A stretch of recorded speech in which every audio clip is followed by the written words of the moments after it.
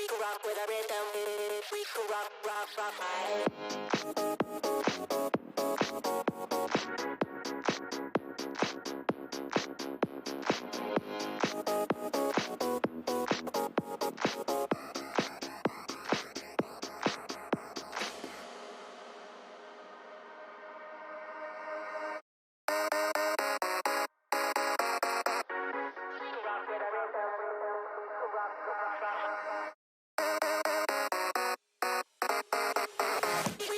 a rhythm. We can rock, rock, rock, right.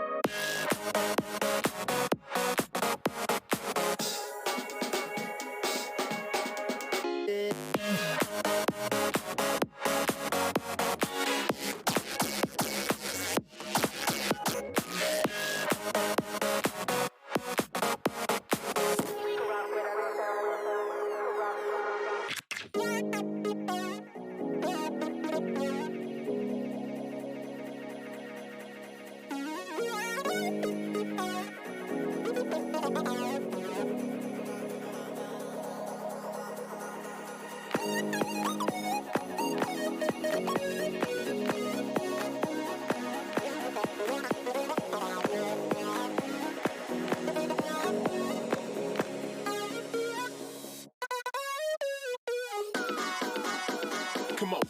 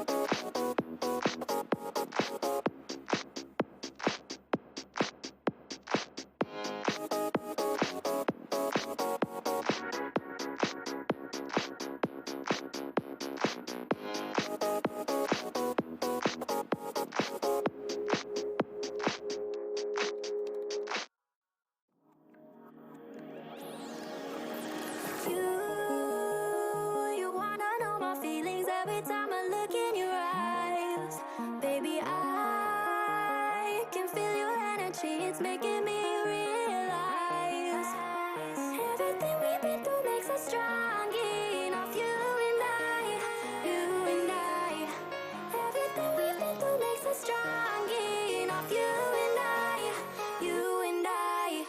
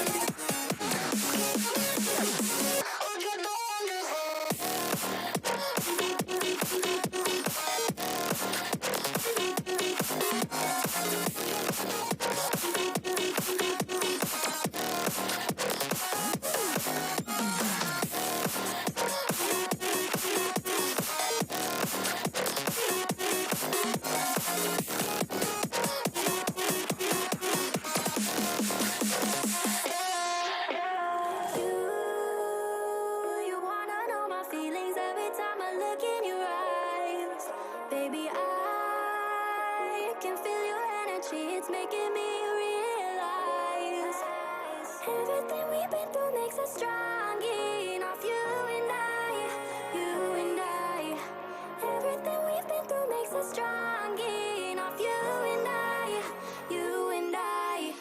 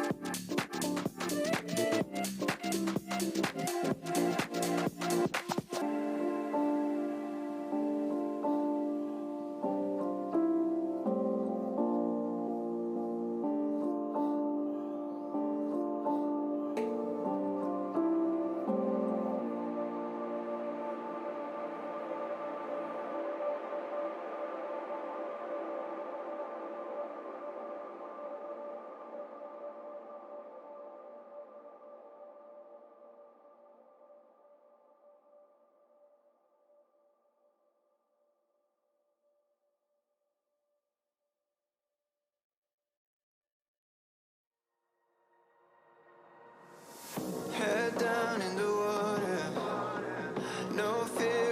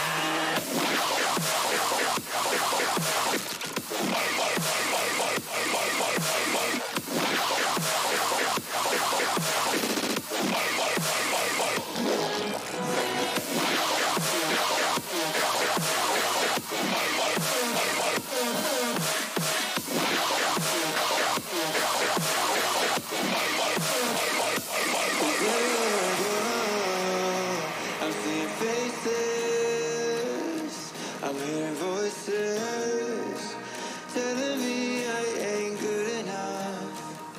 And everywhere I go, I'm seeing faces. I'm hearing voices telling me I'm not good enough. 'Cause everywhere I go,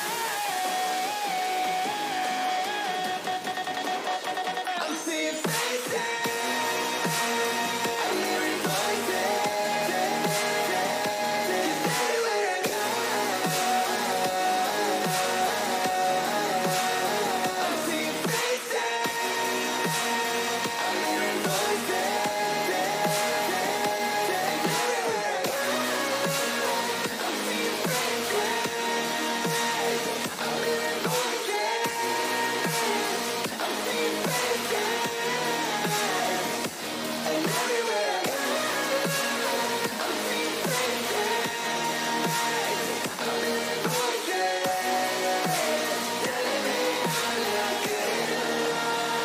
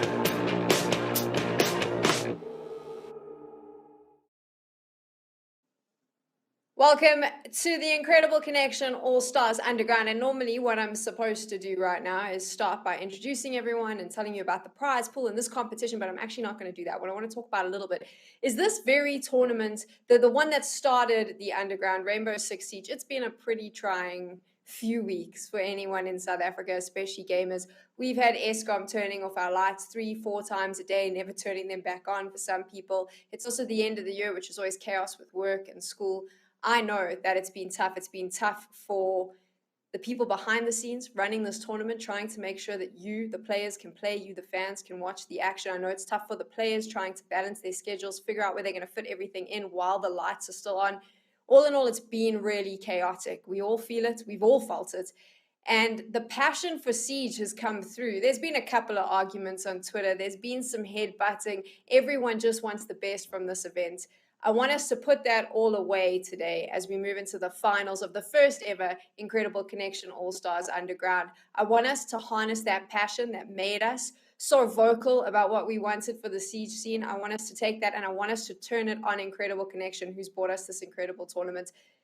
This is such an amazing retailer. They have come into the gaming space and they have thrown everything at it. They want to support you. They want to support me. They want to support every pro player. They're offering the best tech and gaming products around. They've got such incredible offers in-store and on their online websites. You can also buy stuff on credit with zero interest. Mobi credits available. They offer all 3 networks. You can get tech on contract. They're the only retailer to offer all 3 networks, so check that out. They're the only one in South Africa. This is everything that they're doing. And on top of that, they've been putting all these big tournaments together and they've kickstarted the Underground, which is not about qualifying. It's about a luck of the draw. You need to be clued in with the Underground. You got to be ahead of the game in order to play. 4 weeks, 4 titles. They unlock every week. And this is the first one, the grand finals for the Incredible Connections All-Stars Underground Rainbow Six Siege tournament. I hope that you are ready.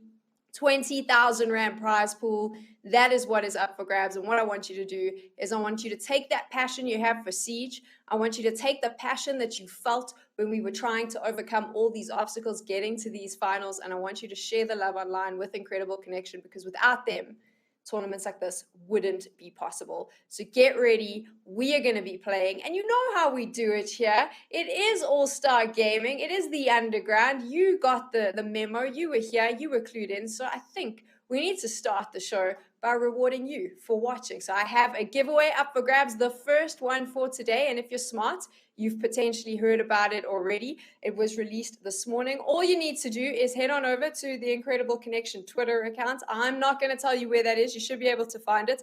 Find this very tweet that is currently on your screens. Make sure you retweet it, and straight away, you'll be entered to win one of 1,000 Rand gift vouchers for Red Dragon. And that's not all. I have another giveaway that I'm just going to toss at you while we're here. Might as well. This one I'm going to be giving away, announcing the winner straight after map number 1. So here it is. It's pretty simple. Head on over to incredibleconnection.co.za/Red Dragon.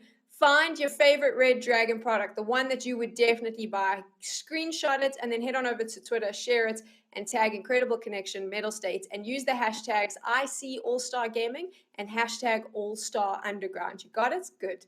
There's more giveaways coming up. Tell your friends. Get them here. Let's share some South African Siege love. Talking about South African Siege, I have 2 of potentially the best casters in the country joining me right now. Trinoc and KanyeDefuse are here. Kanye, this is a pretty exciting grand final matchup. Viben Esports up against Bravado Gaming, arguably the 2 best teams in the country, going at it once again. We saw them in the ROG Invitational earlier this year. But it's a bit of a different one this time, because both these teams have shaken up their lineups a little bit. Yeah, so in recent times, we've seen both of these teams make adjustments to their rosters. It's not an exact retry of what we saw last time. For the side of Viben Esports, they lost Sandals and got Kaiko to join their roster. Bravado Gaming, they have said goodbye to Mitch, and they've gotten Clout over from Phoenix. So both of these sides losing a player, but also getting in some star players, and that's all what this is about. These star players, we want to see what they can do here today in the server. We want to see what they can do, and we haven't had a chance, Trinoc, because of load shedding and schedules, we haven't had a chance to stream the games. Some of the teams also being very secretive, saying they didn't want their strats released. So Trinoc, do you think we're going to see some sneaky plays? Are we going to be surprised today? Do you think that these strats are... I'm going to give Manny such a hard time, and I'm sorry, friend. I'm just going to do it right now. Are these strats so good that they're just going to blow our minds the moment we get into map number 1? I hope so. I do hope that they bring out some insanity as we get going into this first game. But I do think when you are playing at this level of Siege that...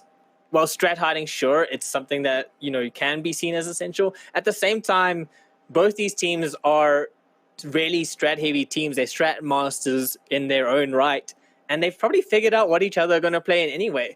The only thing that's really going to throw a spanner in, what is established and what isn't, is what Kanye was mentioning earlier about the new players in. Clout from Phoenix going to bring a little bit of a different play style than what Mitch brought, and then I think Kanye did miss this one. Edward also in the Vibe and roster now. He has been playing with them a bit longer than Kaiko, I believe. But those are two players who have radically different play styles. Edward especially was a hard support, replacing someone like Sandals, or probably replacing Elik in this regards, who played for Vibe in the ROG Grand Finals. So yeah, we are going to see some very different play styles than what we've seen before, purely because they have new members that are bringing out something different. So in that regards, that makes sense to want to hide these players and hide the strats of how they use this new player or the new players.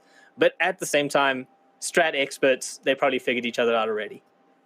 I have to say, I kind of hyped that up a little bit more than I should have. I know that was in the chat. The truth is that wasn't the case. He didn't say he had secret strats. He was saying if his game was streamed, he wanted the other team's game streamed so that everyone could see what everyone else was playing. But Manny, I had to use it because it's all about the content, right? So we've got to have a little bit of fun here on the desk. Okay, we've seen the map picks, Kanye. We know what they're going to be playing on. Walk me through this. What are you expecting? Yeah, so obviously last time these two teams faced, last time we saw them face off against each other, it went to Oregon, Consulate, and Villa. This time around, I can confirm it's going to be Cafe as our first map, followed by Coastline, then Bank, and if we need, Go the Way, which I do think we do. This is going to be an interesting best of 5. Then it's going to go to Oregon, and then Clubhouse as our finalizer. So really, these maps, they're looking exciting, I can tell you that.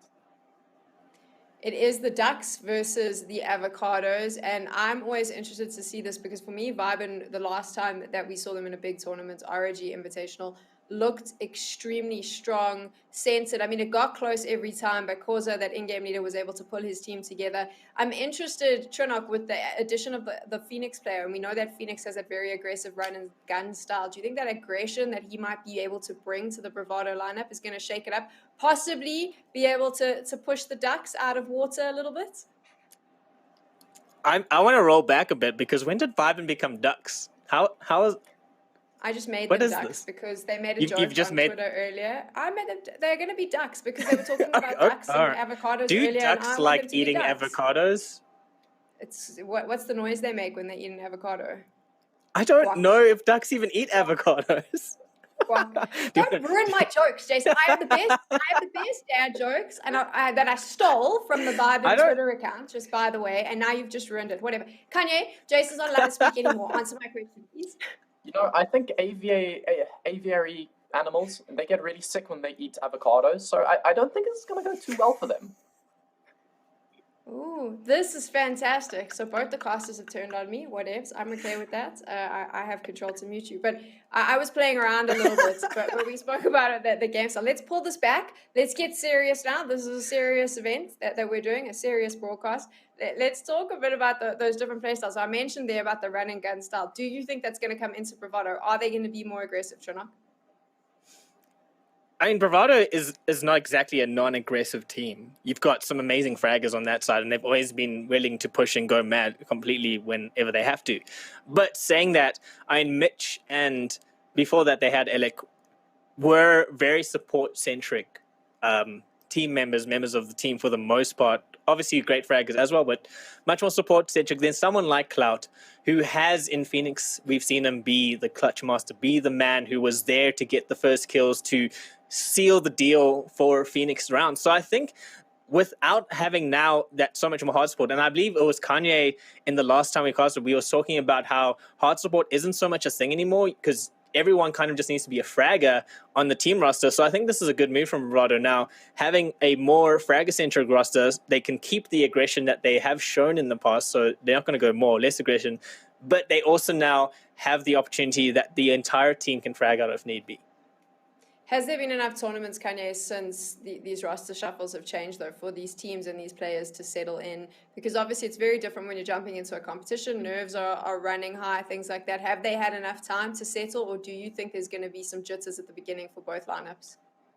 Do you know what I think? I think this is going to be their Goldilocks phase. Is sometimes when a new player comes into a roster, you're so eager, you're so ready to work together that sometimes, even though you're not as comfortable with one another, it works out in the end because you've got that passion. I really think these teams are going to show up here today. I mean, there's nothing telling us otherwise. It's going to be an interesting matchup. Like I said, we saw it before, the ROG Invitational. It got super close. It was a tight game, and I think this one is going to be as well. 20,000 Rand up for grabs. It is the Avocados versus the Ducks. I don't care what either of you say about that. That's what it's going to be for the rest of the event. I'm hoping the chat will have my back on this. If you don't, that's fine. You can throw me under the bus. I think we're ready. It's time to kick it off. The Incredible Connection All-Star Underground game number 1, map number 1, the first grand final. Let's jump into game.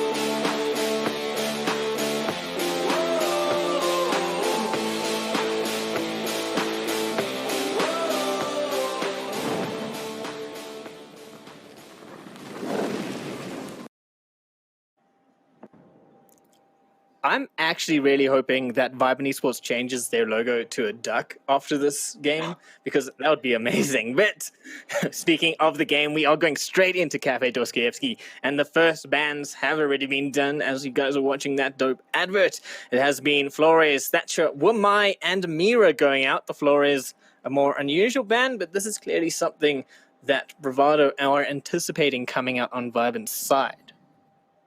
I can tell you from personal experience, Flores is extremely powerful on this map, especially on that top floor area, because, well, you can take that RC Rotero, you can drive it in from the skylight and wreak havoc on all of the players playing down below. Now, the mirror has been banned out, so those hard anchor positions aren't going to be as prevalent as well. The Wamai is taken off the board. What does that tell you? Well, areas like Pixel and other areas assisted by these throwable denial operators aren't going to be as prevalent.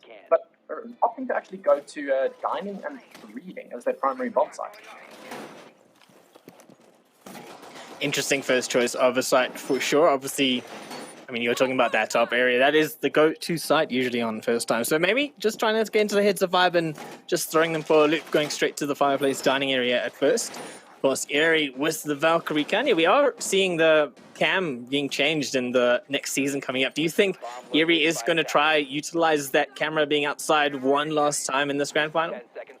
Oh, most definitely. I mean, it is the hallmark of a Valkyrie, especially on Cafe.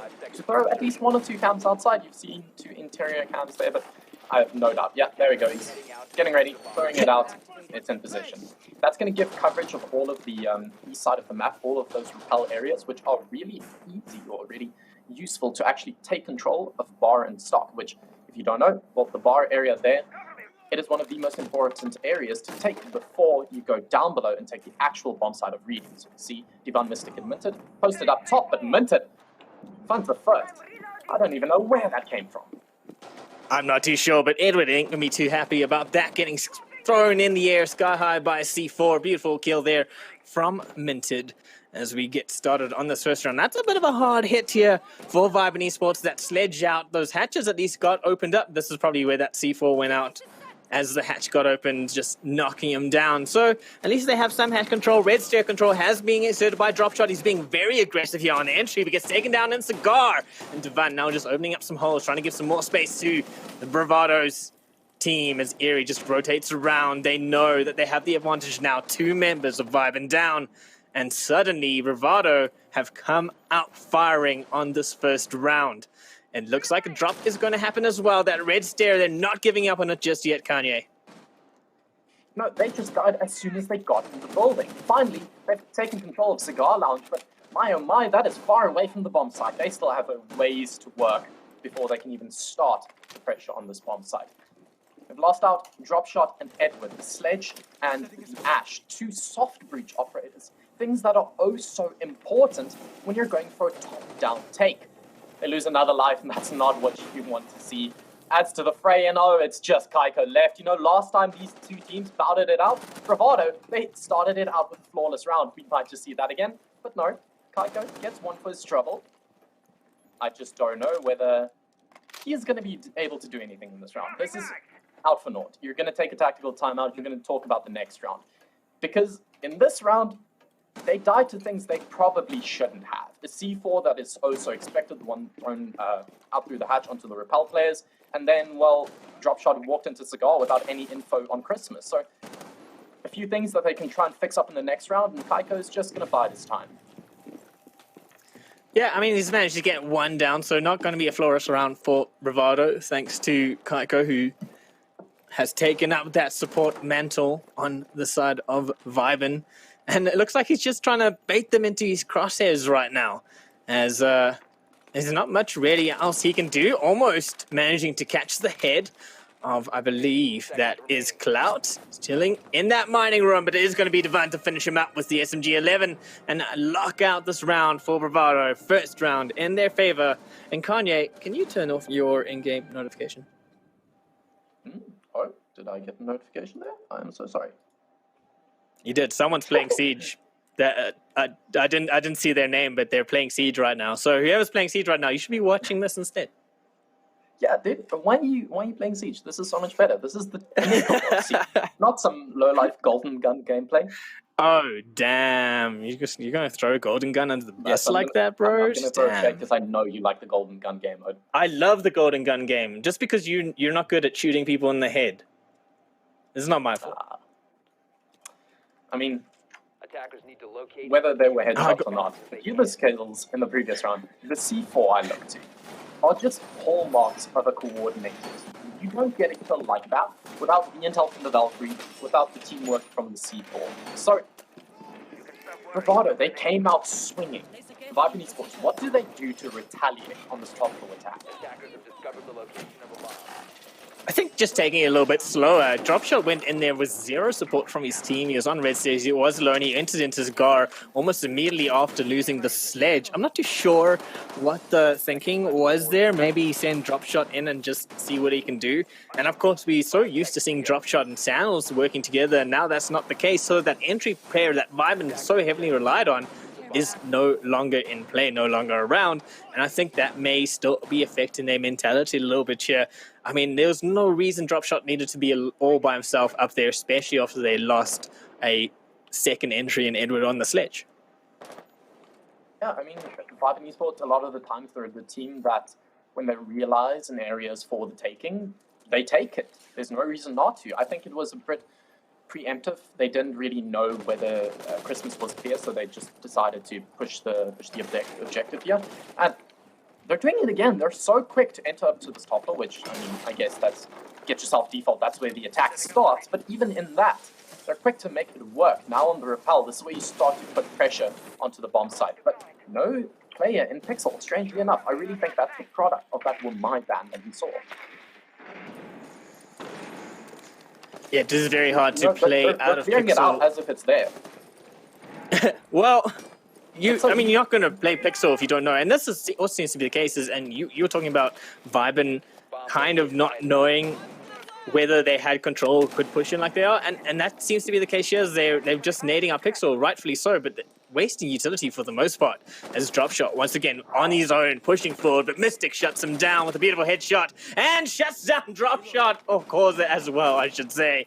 Mystic with an easy 2K in the early phases of this round is going to put Vibin on a bit of a back foot here. You know, this feels like utter deja vu. They try and take Christmas, and they're shut down. This time it's Mystic, but my oh my, did he do well there.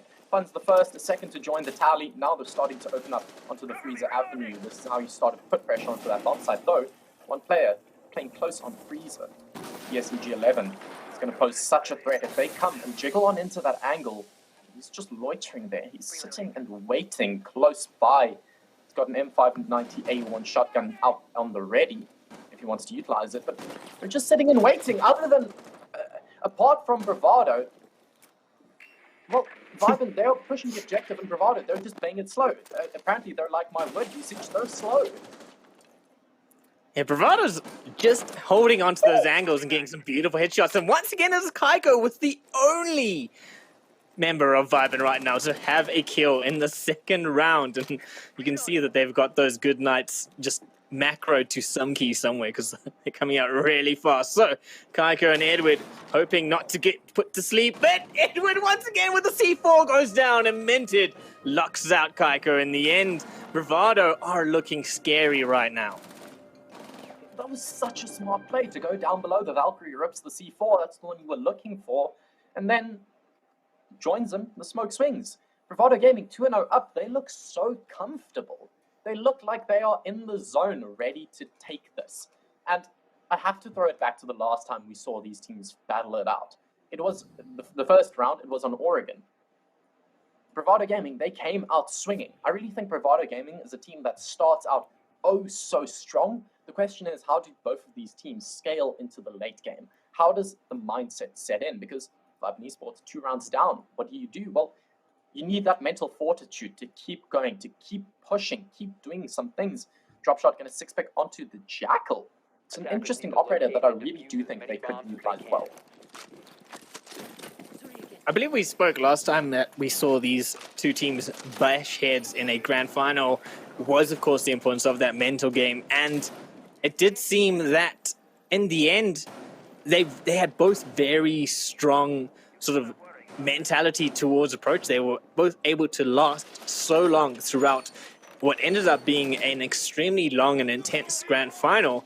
And this time, I think you're right there, is that Bravado seems to just be a little bit more ready for this grand final to go out firing from the get-go. That's not necessarily saying that Viben doesn't have a chance to bounce back, but for the time being, Bravado is currently just dominating every aspect of their playstyle. Locate and defuse a bomb.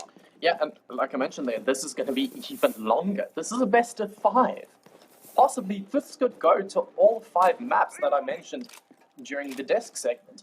We could be sitting here for 5 more hours getting hyped, and I'm all for it. Ooh, goes for the spawn peak. Actually doesn't break the glass pane on the window. So smart to not give up the goose. Bout. It's going to be on the roam. He's prowling up top. And the Jackal is going to be the biggest threat to his position. Yeah, that's probably why we see the Jackal being brought out, is right now Viben just need to be able to lock down the strong game. And the C4 is coming out. The soft floor roam on that first round by Bravado really caught Viben out. I don't think they expected such aggression, such hold on top floor when it was a second floor side. So this time around, they're bringing out all that they can to try at least mitigate the effect that this roaming presence of Bravado is having right now. And that Jackal, like I said, definitely going to be valuable, going to be helpful. And it looks like Dropshot is currently using those glasses to see if he can find the footsteps. They have pinged out Mystic, though. He could be in a little bit of trouble. However, he is really good at peeking the angle, and he does so. Of course, it goes down. Mystic on fire, finding the head every single time he peeks around the corner. You know, Gorza is the player we always look to as the stoic, the pillar on your attack. When he's getting shut down like that, that is indicative of this entire team, in my opinion. They're just falling by the wayside, one after another. Mystic, a double kill, again. He's just showing up. He's 6-0 at this point in time. There's nothing they can do to shut him down. Yeah, Viben Esports right now really don't have an answer to the roaming presence of Mystic or most of Bravado Gaming at the moment. Finally, Dropshot finds Mystic. He hasn't been killed first this time round, so perhaps he can work together with the only member to have a frag in the first 2 rounds, and now Dropshot obviously is on the board. But no, Clout is going to shut him down as Viben Esports calling that attack timeout there a little bit flustered here. They seem to just not know what it is they're going to do. Kaiko's are just going to run to the back of Park, probably just chill, have a extended tack timeout with his team, and let's see if they can bring this back. Let's see if they can bring that mental game back in their favor. Kanye, we also just got a stat coming through that 62% of people watching the stream now think that Vibe Esports is going to win this one out. What do you think of that? They are undoubtedly the favorites. After winning ROG last time around, the entire community's opinion was kind of swayed towards them because they won it. They were the best in the country. 10 seconds remaining. Bravado Gaming, they were burning midnight oil, I can guarantee you 5 that, seconds in left. preparation of this game. They put in so much time to get ready because they are hungry for this. They know what it feels like to come in second. They don't want that again. They're coming out swinging, and Vibe Esports, they're taking that extended tactical timeout. We're going to have a pause here just quickly for that. And I think, what do I think? I think this team, Bravado Gaming now, are just so ready for this. They are so hungry for this title. I think you're right, and I do agree there. I think that they've already lost out on one grand final first place victory to Vibe, and they don't want to repeat the same mistake. They want to make sure that they are the champions of this one this time round, and they get to claim all those bragging rights that before Vibe had held onto. So yeah, Bravado, they're not here to play a game. Maybe they also have something to do tonight, Kanye, and they want to get this over and done with fast. We'll never know. No, I'm going to pull through the duck analogy and just say the previous time they faced off is like water off the duck's back. It just isn't phasing them. Bravado Gaming, it just hasn't phased them. They know they're powerful. They know what they're capable of.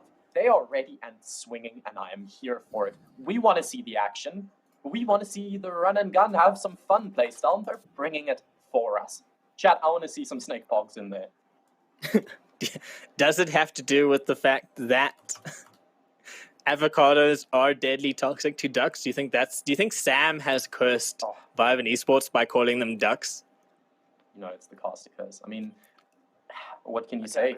Unlucky Vibe. Many bombs as they I mean, what animal eats avocados besides humans? Because that would have been the animal that Sam should have chosen, right? Where did avocados naturally grow?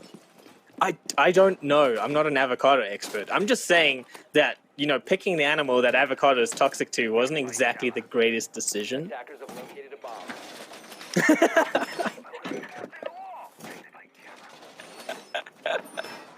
Well, let me talk about the game then. The actual game. What's happening is Bravado Gaming. I always like to point this out when a team wins 3 defensive rounds in a row.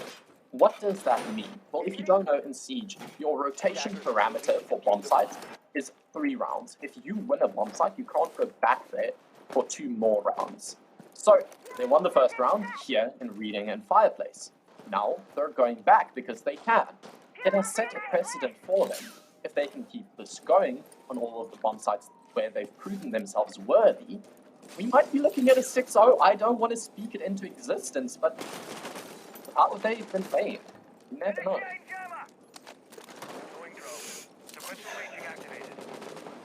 Well, we're going to find out at least. We might not know now, but we'll know soon enough based on what happens this round after that TAC Force. TAC Force obviously can be very crucial to a team's game in general, slowing down the pace, just restructuring, being able to have a little bit more time to talk about what it is that maybe you're doing wrong, what it is that you can do better. So let's see if Vibe have used that to their advantage. Right now, though, Devan is below. He's got the C4 in hand. He's got that heartbeat sensor. I do not think that Vibe Esports is aware of him there. They're not too sure what's going on. Clout as well. There's 2 C4s below. Actually, no, Clout brought the bulletproof camera, not the C4.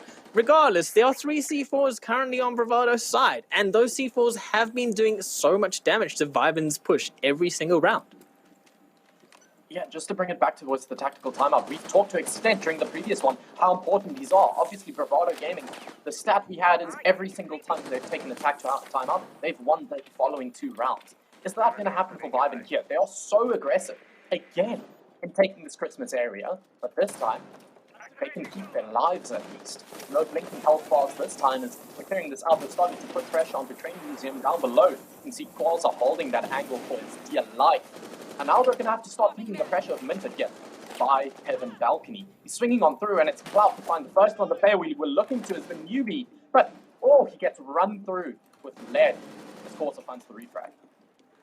A nice reflag front closer there. Least managing to bring this one back this time around. Like I said, a little bit more sure footing here. They've actually managed to get some form of control on this map. They have some control over red stairs, but they still have to deal with one roamer currently in bar. And it looks like they are at least aware of Minted's position right now. You can see drop shot there. Just being careful as he sneaks on through, but he drops his gun as he runs on, and Minted takes him out. So absolutely zero information there on Vibe inside.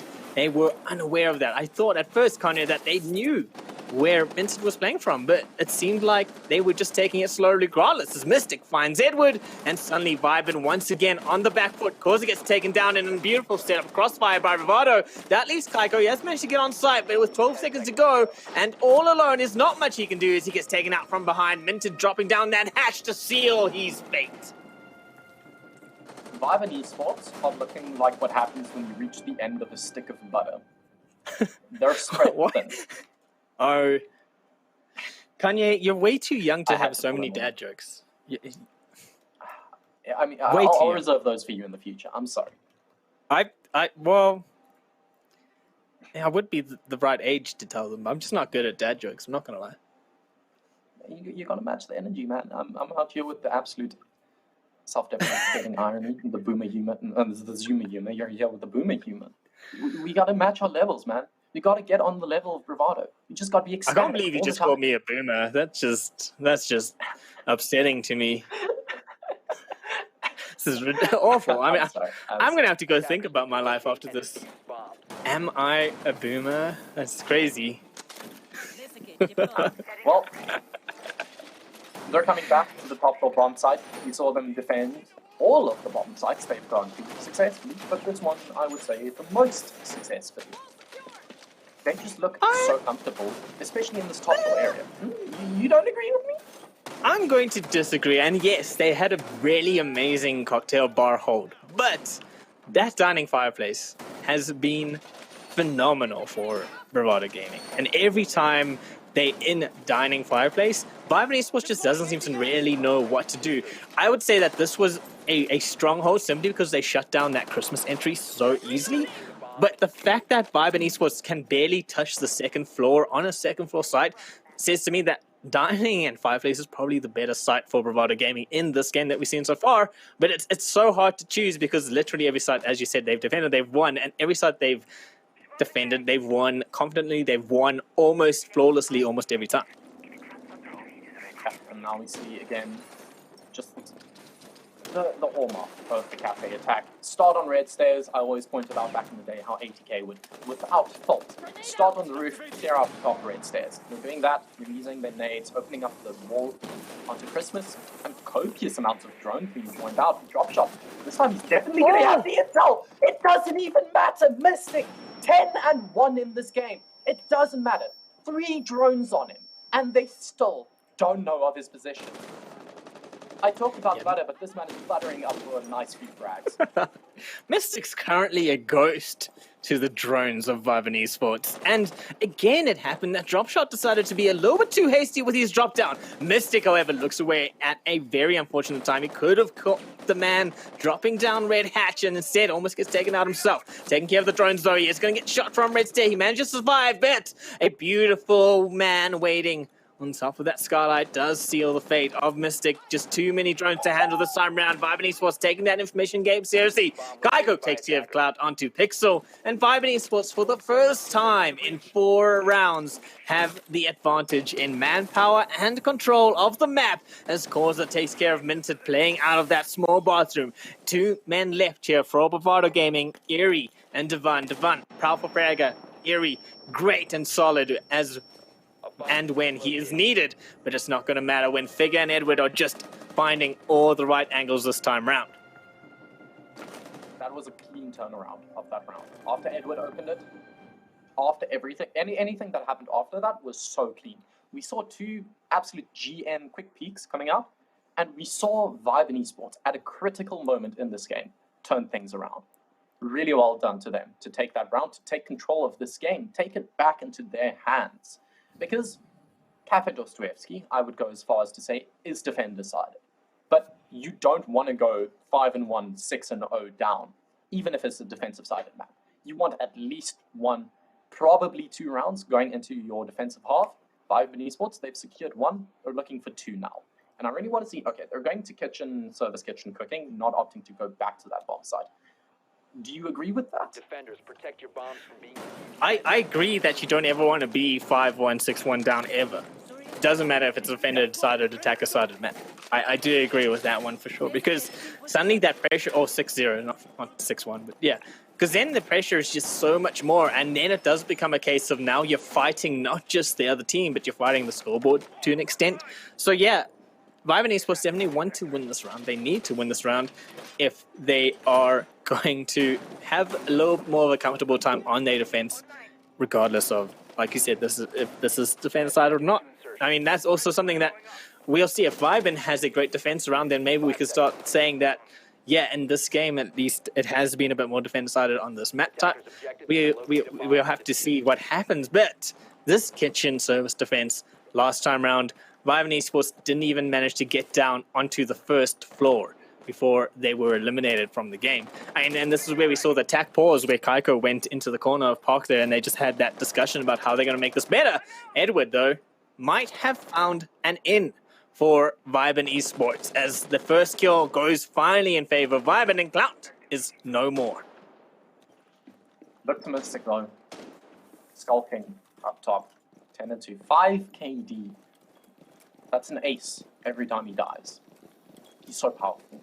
You look to him to carry yourself for one more round. I mean, if you can carry one more round in this half, 5-1, you said, you never want to be there. He is just slinking on through all of these avenues, knows the push has to come out at some point. Being kind of delayed by this top floor clear. They're taking control of all of these angles. No top floor presence coming out from Bravado. Brute charges now being used to open up these vertical angles. Now they're going to start putting pressure onto the bomb side. C4 is from below. That's the one you were looking for. Oh, but there's no one up above it. Yeah, unfortunate placement there from Minted as he goes for that C4 and then realizes he may have misthrown, as you could see through that grate and saw where the players were. And 2 C4s now out of the hands of Bravado, as Eerie also threw his quite early on and actually just gave Vibe a little bit of advantage from getting those vertical angles, although Causa does get knocked down. He is going to be able to get helped up from his teammates, however, and get back in this fight. Vibe and Esports are finally in a good position on this kitchen service. They haven't yet touched that first floor, but with so much space created by those vertical angles, Bravado Gaming has almost nowhere to go right now. Minted and Mystic are trying to deny the push down below, because it doesn't matter how much top floor presence you have, you can't make it down, or you can't take control of the bomb site. They're holding on to both red stairs and ground stairs, holding it for dear life. Bucks on the other side of the wall, poised and ready. Who will win this fight? Mystic on the other side of the map adds 1 to his tally, takes a bit of damage now on blinking health bars, but Minted is just still playing, waiting. Causa has been down earlier into the game by Minted himself, I do believe. He's going to get flashed out of his position, but oh, burning in position. You can't do anything about that. Mystic, the one we were looking to, from the breached wall, you can't do anything. They are locomoting onto the site and they cannot be stopped. I like the train pun there that you made, because there's a train room on the map. Yeah, there's. See, I can appreciate your puns when they're good. You can't make them, but you can appreciate them at least. Thank you. Guys can't hear Barry, but he's very offended by the fact that Kanye called me a boomer right now. It's rather touching that he's defending me so much. But yeah, I mean, what? Because if you're a boomer, because he's also a boomer. Is that what you're trying to say? He's around your age then? Kanye, just because you're like 10 Okay, it doesn't mean that we're boomers. Let's get Hey, let's get one thing straight I'm here. legal. I'm not seen as a kid anymore. I know I'm still being treated as such. But... Finally legal. KanyeDefuse 2021. I don't know where that explosion came out from, but that seems to be a little bit of a misthrow from Viben as they start setting up for their first defensive round, going downstairs almost immediately to kitchen and service. Let's see if they can hold on to this 2-round win streak that they have currently going for them. Bravado Gaming, unfortunately, just unable to win it out, not able to dominate that kitchen service this time around. And you mentioned it, if you give up that vertical, which, I mean, you mentioned how Bravado Gaming at one point had no one upstairs after losing clout up there. It becomes exceptionally hard to either re-establish, go back upstairs again, or if you're the attackers to get downstairs. And honestly, Viben didn't seem to have a problem getting downstairs. And I think that was Bravado's key point of their defense, was having such a good, hard roam game. And the moment they didn't have it, Viben was finally able to get down onto site. But now we are in kitchen service, and we can see Bravado setting up on bakery. Kanye, what do you think is about to happen here? We saw Dropshot toying with them up above, but that doesn't matter when they're making their way into prep room already. Type 89 in the hands of the Habana is going to be very powerful. Spots out the mute jammer, tries to find the Artilla as well. All of the utility taken care of. None of that really matters though, because they have a Maverick, and he's opening up the wall so quickly already. They're opening up the avenues onto the bomb side, and that's what I always point to towards a coordinated team, is their ability to just get there and get things done. But Kaiko, it doesn't matter how many things you get done. When your life is done, well, you can't do anything about that. Unfortunate for Mystic getting taken out first. No more Zofia on the board for Bravado Gaming. They're not going to have those concussion blasts available, but you were talking about how fast they got into Bakery and they're getting this wall open, and we can see now they have tried to trick it, but it didn't quite work out. However, they do still have a strong Bakery presence. They still have full control of this downstairs area, but Kaiko doesn't even care as he gets 2 through the hole that was created by Mystic himself.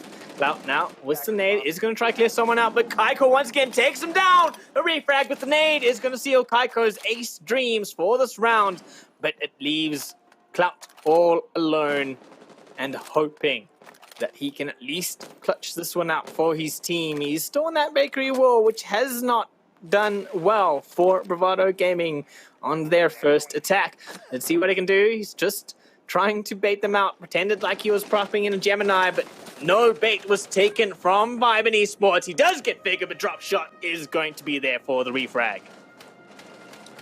You know, I really love the duality that I saw in that round, because you've got the duality of man, on a quadra kill, the duality of Viben, which I guess is the duality of man, to be Viben and to be Stoic.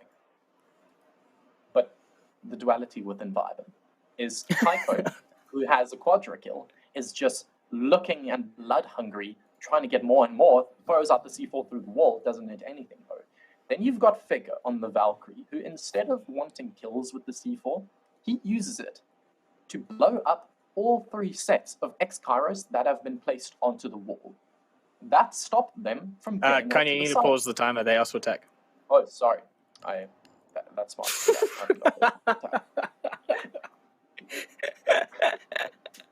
Yeah, who's the boomer now, Kanye? At least I'm reading what they want. Hey, I made it. 0.01. That's all of these players' reaction times, apparently. Sorry, I interrupted your point there. I can't even remember where I was going with it. I can't remember either because I was watching the chat spamming. You just see it explode everyone.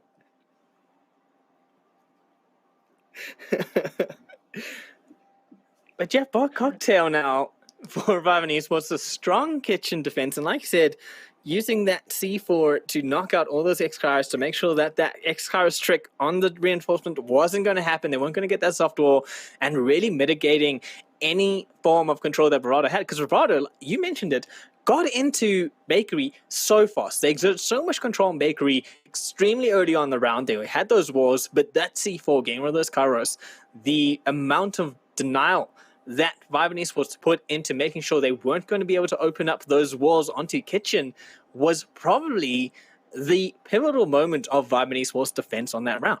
Attackers need to locate and defuse Yeah, as many that wall bombs not as going they can. open is what changed the course of that round, 100%. Also, no, the kills. We said the duality, it's utility play, but then also, like, if you get a quad kill, what do you do? Yeah, I mean, Kygo popping off there. Unfortunate that he couldn't get the ace. Would have been the first ace of the grand final. But, you know, it is what it is. Sometimes you ace, sometimes you get taken out by a beautifully placed grenade from the Iano. 10 seconds left. Well then, thanks to the top four, they have equalized out this round count Insertion. quite a lot. It started at 4-0. They brought it back 3-4, looking to make it even more, equalize that round count. They looked quite comfortable, if you would like to call it that, down below. I looked at Vibe and, rather Bravado, and I saw them not really go pick up floor clear. Something which is very dangerous when you have someone like Dr. Dropshot, who is just, he is a nightmare to deal with on the road. And maybe that's what they thought is, let's not deal with him and just go to the site. But when he's not dealt with, we saw what he can do from the vertical angle. He shut them down. Sure, it's only one because Kaiko got most of them, but Bravado Gaming now, are they going to play into the hands of Ivan, their strong point of this roam presence, of this omnipresent fear that they strike into their opponent's hearts? Or will they just hold these angles up above and chuck nades and then try and fish for kills? Right now, it seems that they're going fishing as they chuck out the nades into Freezer, trying to find if there's a defender playing out of that area again.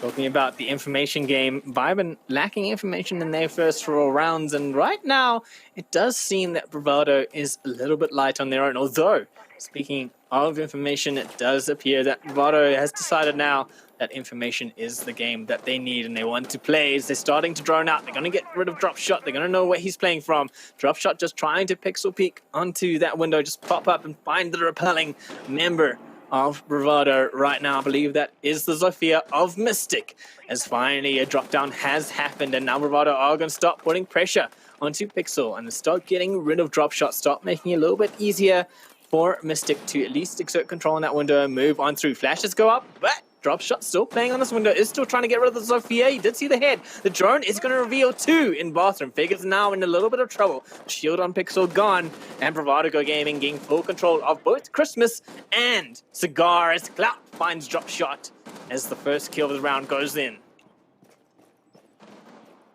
Now, that Pixel position was very important. It wasted around 30 seconds for Bravado on their attack, and now Divan has been injured over on the balcony side. Whittling down these operators, these players, and when you're stuck inside a Cigar, you need to make something happen. They're stuck behind these Aruna gates and Surya gates, the laser gates, as the community likes to call them, but the smoke canisters as well. They just deny the time. What can you do? They just have to sit and wait. When is this collapse going to happen? Sometimes patience... People from below comes. 15 seconds left. Well, sometimes his patience is the name of the game, but not when you got 12 seconds to work with. Minted takes a little bit of smoke damage as he works on through. He almost used the head of the Causer, but unfortunately not going to connect with that one as Edward cleans up the rest of Bravado and seals the fate. I'm sorry, I may have pulled away from what you were saying there because you paused for like a bit longer than I thought was what your usual pause was, and then I was like, oh no, he was still, so I apologize for that. But and who didn't pause in time was Viben, as they just went super aggro in those final rounds. You saw the Aruni of Causa just pushing that freezer door from the bar and catching the ace of Minted completely unawares. But Bravado also paused for too long. They left that final collapse to the last, 10 seconds? That is not enough to get 4 kills. I'm sorry. I'm just going to put it out there. There was a smoke canister still getting ripped. And going to Reading Room and Fireplace, this is their tertiary bomb site. I talked about how bomb sites and siege work, the rotation parameters, but I do think if Viben can win this round, it sets them in such a good position to take this entire game. Bravado Gaming, they've lost 2 attacks now. So they only need 2 rounds in total on their attacking side to take it to OT. If you can win 1 of the 3 bomb sides, you can make it to OT. But this is the last in the 3 bomb sides. I really do think this is a must-win round for them. This is definitely a must-win for Bravado, and momentum is firmly in Vibe and Esports side right now. You mentioned that this is an defender-sided map. They've not only won 2 attacks, but now won their first 2 defenses in a row. So that's 4 rounds that they got running. Of course, we did see Bravado in the initial 4 rounds had the same streak. So maybe we're going to see a situation of just trading round win streaks, and this is Bravado's comeback. They're going to win the next 2. Viben wins the next 2, and then we're into the overtime final of this round to see what really happens. But if Bravado can't shut down Viben's momentum that they have built up, that they slowly but surely got into finding their groove in those first 4 rounds, they're going to be in a bit of trouble. Or it could also be a case that Bravado, in those first few rounds, got a little bit more relaxed because they realized maybe this is not going to be as hard as we thought. And with that mindset shift, Viben was able to capitalize and come out on top. Attackers have located So the matric exams are going at the moment, and tomorrow, physics is being written. So most of the people in chat could probably tell you that momentum is mass times speed. Bravado Gaming, they're the lot of mass. These players bring a presence, but their speed isn't a lot at the moment. Not only in terms of the past rounds, but in the ways that they enact in these rounds. They wait, they sit and wait. Oh, this is one of the interactions in Siege that I love the most. A pulse down below, and an IQ to scan them. It's the ultimate play of who can react faster to their scan than the other person, because obviously Pulse is being scanned up, but he's going to be able to see the heartbeat of Eerie as well. Just marks out that the pre-play C4 is there. Mystic finds Figure. Bravado finally, after 3 rounds, now get the first kill. They flipped the script. They flipped it back onto Viben, and Figure goes down. So that's going to be the pulse up. That information from the heartbeat not going to be as vital, but Devan is traded in the process a bit later. Mystic does find Kaiko, however. He's going to get control of this bomb side. The quick frags coming from Bravado. It's all up to Edward now, the last man left alive. He does have those smoke canisters. He can stall out the defuse planter if he needs to, as the fuse is going down, but Edward now is stuck. He's worried. He's concerned that someone is going to drop down that laundry hatch, and in the meantime, the diffuser is going to be planted. It's a post-plant situation, but Mystic is there and shuts it down. Bravado Gaming, bring it back. They lock that momentum, they push it back, and what does your physics book say about that? It says that linear momentum stay... What? I actually can't even remember the equation. Linear momentum stays consistent in a closed system. Now, why do I bring that up? Because they played linearly, not vertically in that round. Viben on their attack, they always took control of the top floor of Christmas. Bravado, they didn't do that. They decided to go from the west side windows onto Train Museum. They just took Train Museum. They took Dining. They said, screw the top floor. We know Dr. Dropshot is up top. We know how powerful it is. So, well, let's just go linearly and take the bomb site, which they did. 4 kills came in the span of about 0.5 seconds, and it was just 1 from there. That linear approach, however, that you're mentioning now, they did try that on their first time attacking Kitchen and Service, and it didn't really go in their favor. That's fair. So, I mean, it's one of those things where, yeah, that linear push and ignoring the roamers and ignoring the heavy fraggers can sometimes work out in your favor, as we just saw now, but it can also go terribly wrong when suddenly not only do you have to worry about the fact that you're being pushed on the same floor, but now there's an angle being opened up vertically from that roamer who is also just locking you up through your own holes that you were creating. And now Dr. Dropshot again, up top. I mentioned this in Bypass last time, but he opens up these windows, and it is just to toy with Bravado. He knows. If he swings that, if he beaks that, he is basically dead.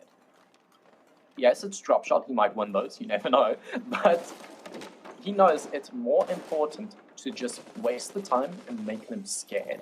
That's what a Vigil does. They don't know where he is. That ERC7 ability makes it so that they don't know where he is. Also joining him. He has intel. He knows where the player is. He sprays through the barricade, but he's not Nostradamus. He can't predict that one. He might not be Nostradamus, but he did take a huge chunk of Erie's health off, and I don't think Nostradamus could do that. I don't think Nostradamus even knew what a gun was. Let's be real. Bravado Gaming puts some pressure onto that window after almost losing Erie. They have backed off of it, and now they are going for that vertical approach. They did learn their lesson last time, putting so much pressure onto Bakery without getting control of the upper floors, and this time being a little bit more methodical, going upstairs, clearing it out, getting some nice control above, and starting to open up these holes. You can see Devan with the sledge, not able to connect with the floor. Doesn't bode well. You gotta know how to use a sledgehammer, at least, if your name is Sledge. Oh, the C4s go wild. Yeah, there we go. The first C4 gets ripped, the second at that, but no damage done. Only Airy taken to about 20 HP because of Cause's prediction there. But from down below, I always say angles in Siege, they work both ways. Figure is poised and ready to take a gander towards the sledge, opening up these avenues. But this is important. They open up those avenues, but they don't pressure it. Sure, the IQ is still there, but what is more important is the fear of those angles, because when it is opened up, there are certain angles you cannot play in. You have to rotate there. Bravado, they know that. They know which angles need to be cleared out now. But look at Jaeger. Causa has made his way back up top, but there's no one to fight. Now they know those vertical angles aren't being held, so they only have to worry about bottom brown stairs and bottom white stairs. Minter, though, finds the refrag, and now the collapse is happening. They know there's one in the closet, but he is keeping all of the clothes for himself.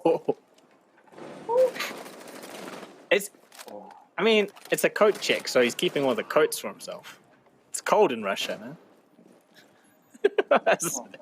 Cold, they're finding these kills. They're warm and ready. The plant's going down. Are they going to be able to use these vertical angles to retake this? Oh, drop shot finds one, and Minter, none of the linking health bars left to clutch this up. Jaeger has dropped the hatch, and he has the audio cue, but Causa wins these. Oh, they are so hot. Warm is the expression in Afrikaans. I'm sorry, everyone. Is it because they held onto all the coats that they're warm? That they're hot right now? Are they keeping warm with an abundance of coats? Like, do they look like the Michelin Man right now, Kanye?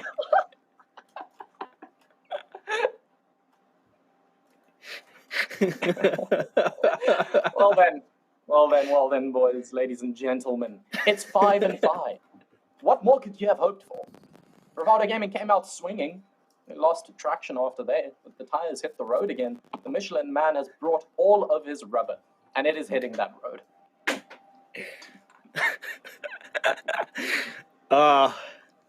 So they're building up speed. The rubber is on the ground, and the tires are spinning, but can they convert that torque into forward momentum to win out this round? That is the question. Well then, they're going to bomb cocktail. Yeah, I can use fancy words too. Well done. I give you credit for that one. But one thing I have to talk about is how Vibe and Esports were the ones to ban out Wamai. Those discs aren't in play. They then have to rely on Jaeger, something they've been doing. But Bravado, when they were on their defense, they just didn't. They didn't play Pixel. So Vibe and Esports, they really have one up here, because they are playing Pixel and Bravado didn't.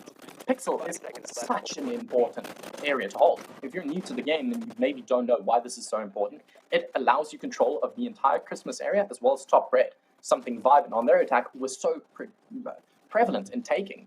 It just holds down so many angles, and it is so important to hold. So let's see whether that's a point of contention again in this game. Kanye, yeah, your game sounds just freaking out a little bit there on my side. I don't know if it's going through onto the stream, but just to save the ears of our viewers for the time being until it fixes itself. And now it's weird watching Siege without game sound, but it is what it is I get. Drop shot once again, playing from this pixel angle, is going to be peeking up onto that Christmas window where we saw pressure coming from Mystic last time they tried this attack. And it seems that Bravado Gaming are being a little bit more quicker in their movements, a little bit faster here. They pushing Cigar a lot quicker than previously, as Mystic right now has control of the Cigar double door. He's got angle through onto Cocktail. He's going to be looking for rotates to balcony, potentially flushing men out. And there we go. There's the nade to flush out the Edward on that smoke, but he goes the wrong way. And Mystic isn't going to be able to get a kill that time around. Edward takes a little bit of damage from that grenade, however, and is going to just back all the way into the right-hand side of Cocktail. Drop shot with a beautiful read, though. Does peek out into Cigar and gets rid of Minted. Mystic, however, has pushed into Freezer, almost untouched. But he is just going to keep on pushing through, and eventually Causa does come around to shut him down. Sorry, that was Kaiko who came around to shut him down. The ADS going to save the flashbang, stop the flashbang from going through it, save the vision of Vibe, and it's all up to Devon now. Oh, the vision is there. They know exactly what they need to do. He's a pixel. Just kill him. Or just hold the angles. Going to take away the vision of the Aruni for a tad second. That's almost enough to get the kill. The 1v3 is clutchable. It is not impossible. He's just holding these angles. Checks into Freezer. Establishes there's no one there. Holds them off for a pre-fire for a tiny bit. Oh, but the C4 connects.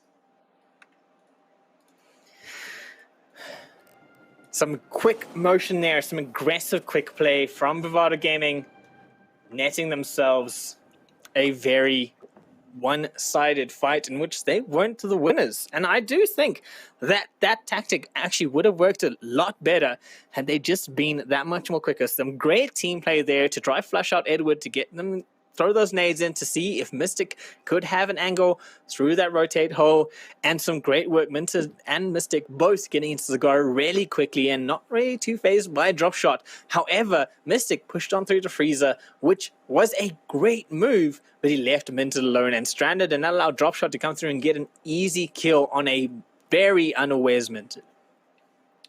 So, Bravado, at the beginning of the game, looked so comfortable.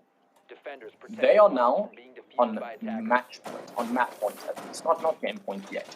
But Trinoc KanyeDefuse, what do you think is going to happen here? What? How? What is Kanye? I'm sorry. I don't have near the same amount of knowledge as Nostradamus did. I'm just going to throw that out there. Well, you have more You just throw random names at me, man. You gotta chill. You gotta chill, bro. I'm making wild predictions about countries falling into hollow cliffs, cave things, okay? What do you think, Risk? No. One of Nostradamus' like favorite prophecies. Yeah. Again, this cocktail hold is something we saw from Bravado on their defense, which was so prevalent. Viben just could not take it. Is that going to be the same thing we're seeing here? Is Bravado not going to be able to take this top floor area? Or are they again going to go for that linear phase? So this is the round that is going to determine what happens here on Cafe dos Duets. Do you risk it? Do you throw the haymaker and say, okay, let's just run it down, play for your lives, and just take these gunfights? Or do you go for that linear play again and catch them by surprise? Someone that might just catch them by surprise. Is that, okay, that's Causa. Laying prone, laying in wait. He has red pings, but he knows if he waits even longer, the eventual bounty is going to be even bigger. This might be what determines the map. He's poised and ready. He knows there's someone on the other side of the wall, but the stoic Causa knows and he swings and he gets one. Oh, that's so important in the terms of this map. He heard the pin get pulled from the grenade and knew that was the perfect time to strike. And once again, patience is the victor here. On Cafe, we saw it earlier. We saw how patient Minted was way earlier in the game. On the same site, actually, upstairs on that bar. And this time was Causa who flipped it around. The table has been turned. And now, Bravado Gaming could be in a little bit of a surprise. However, Erie is going to find Edward with that grenade. It's just not been a good time for Edward if there are explosives flying about. As Bravado bring it back despite an early loss of clout. Edward's going to feel that one in the morning, and he's going to feel his team kind of shouting at him because now they've lost top floor presence. The drop shot is in such a precarious position that, he swings onto the vertical angle, doesn't net anything though. They have this top floor presence, yes, but what is also important is that they translate this into a side pick. Koza is still laying in wait. We saw him and his patience work out for them prior.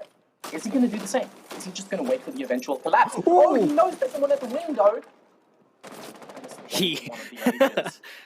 He didn't know someone was at the window. He almost got taken out by someone at the window. If, instead of smashing the window open with the butt of his gun, Mystic had decided just to shoot on through it, Koza would have lost his life. But unfortunately for Mystic, that was not the case, and they both got a little bit of a scare, I think. You see, both of them just ran as far away from that window as possible once they realized what was going on down.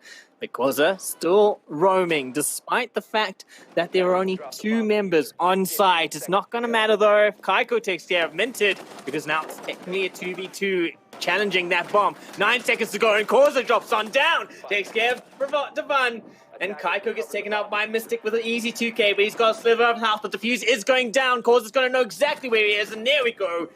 The hip fire is going to seal Mystic's fate. And Vibe Esports, despite a very rocky start to the round, managed to win it out.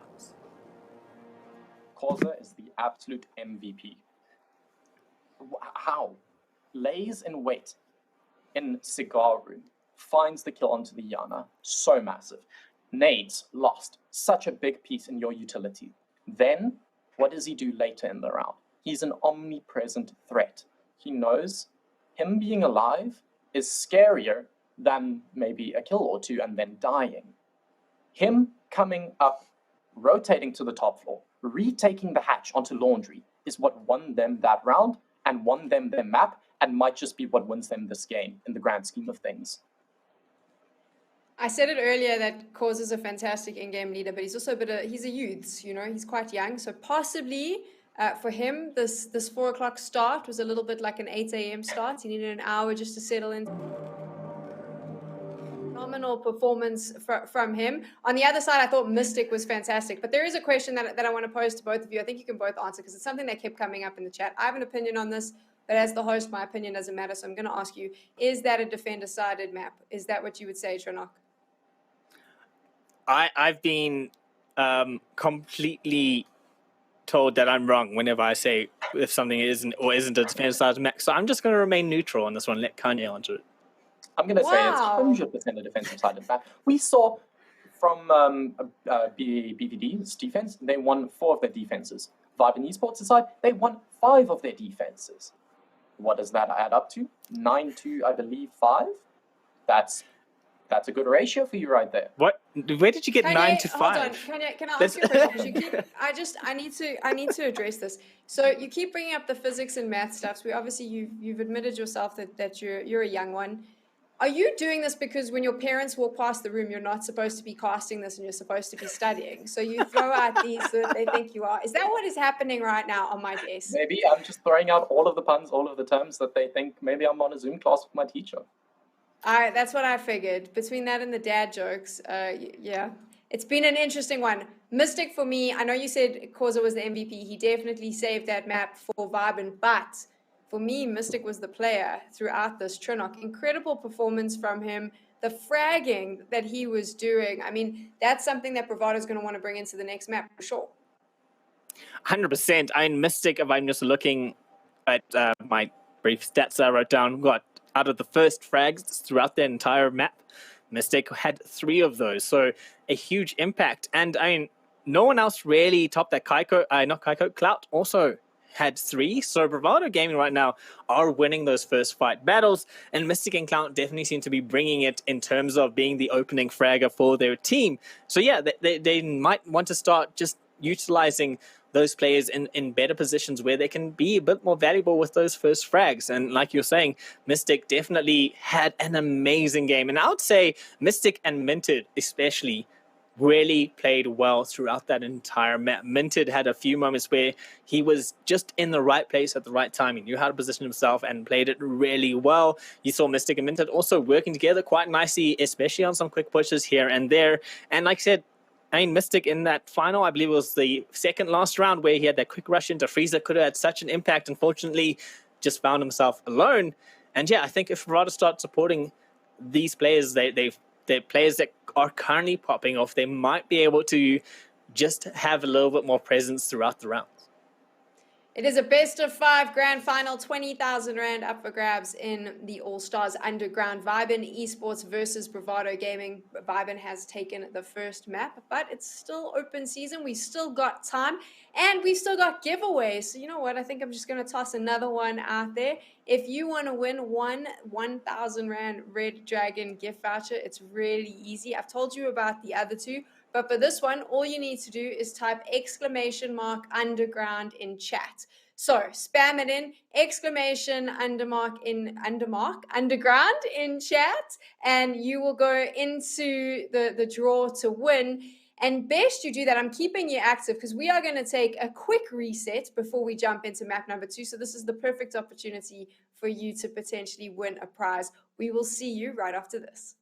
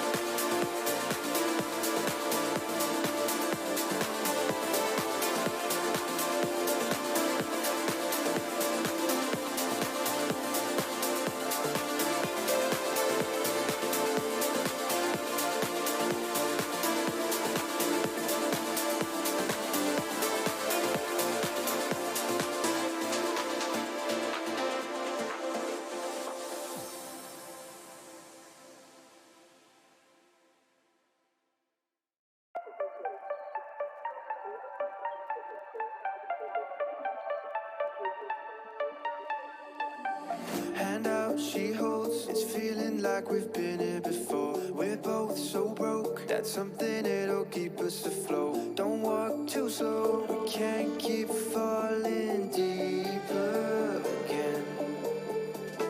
Came too close and the taste so far from pure. A rush of blood, but we search for so much more. We've all been here before.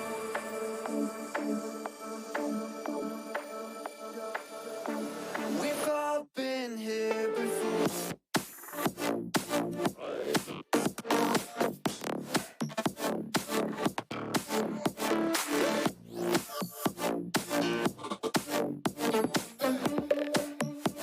We've all been here before.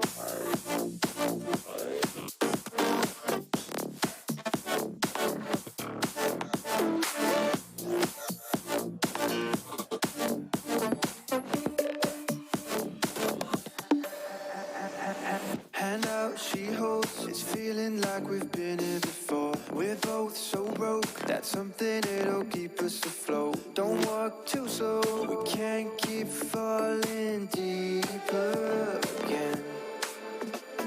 Came too close and the taste so far from pure.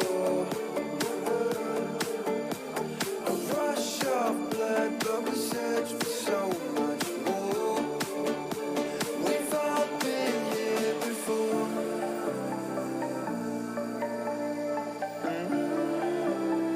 We've all been here before.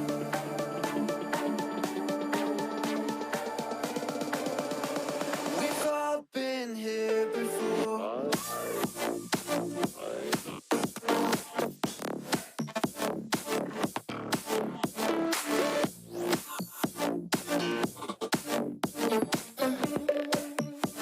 We've all been here before.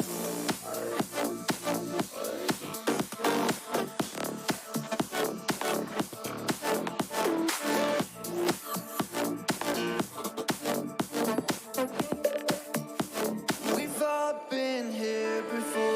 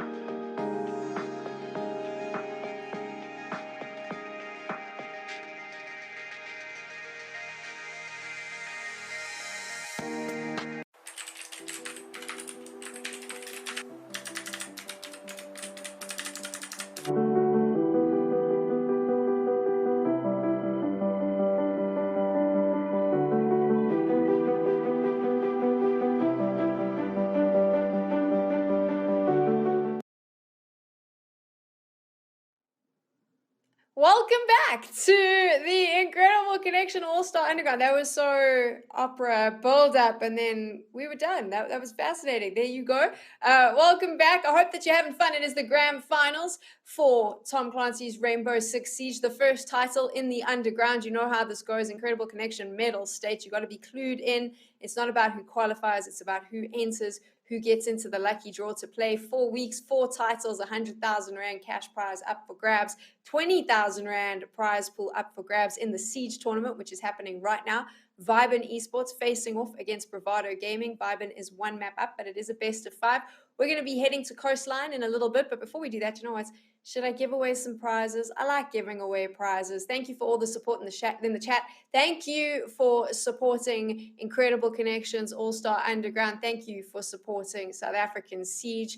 And congratulations now to our winner. You just got yourself a 1,000 Rand gift voucher. Your name is on the screen. The Fleeks, you are a winner. Someone from Incredible Connection will slide into your DMs over on Twitch. So congratulations. I know what you want. You want all the action. You don't want me speaking. So I'm going to shut up right now. We're going to Coastline. The Boomer and the Zoomer are ready to jump into game.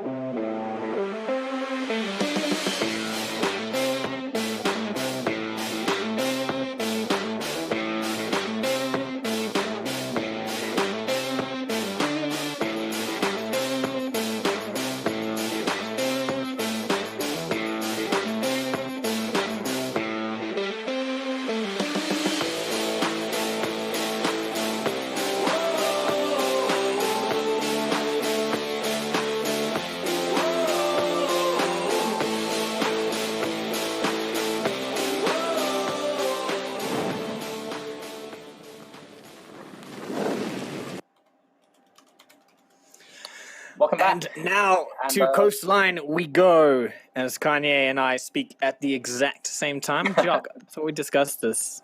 I thought like I was gonna be the dude who says things. Just because you're the older guy doesn't mean you have like you can dominate me easy. I'm not even gonna respond to that, dude. I'm just gonna move on to who is going to dominate Coastline, as once again Wamai has been banned out, and this time it is by Bravado Gaming getting rid of Wamai. Valkyrie's no longer in play. Of course, Valkyrie can be quite hard to deal with on Coastline. And now no Wamai, so utility is going to be once again on the board for both of these teams. That Thatcher quite standard as he got removed. And Jackal, it seems that Bravado did not appreciate Vibe bringing out the Jackal in the last map. Yeah, that Valkyrie is really important. We saw how much Viben used those cams outside and on Coastline with these palm trees. You can easily hide those black eyes. That ban's very important, but I also want to talk about the Wamai. It's the opposite team that banned it out this time. What's going on there? Well, I think what's going on there is the other team banned Wamai. Okay.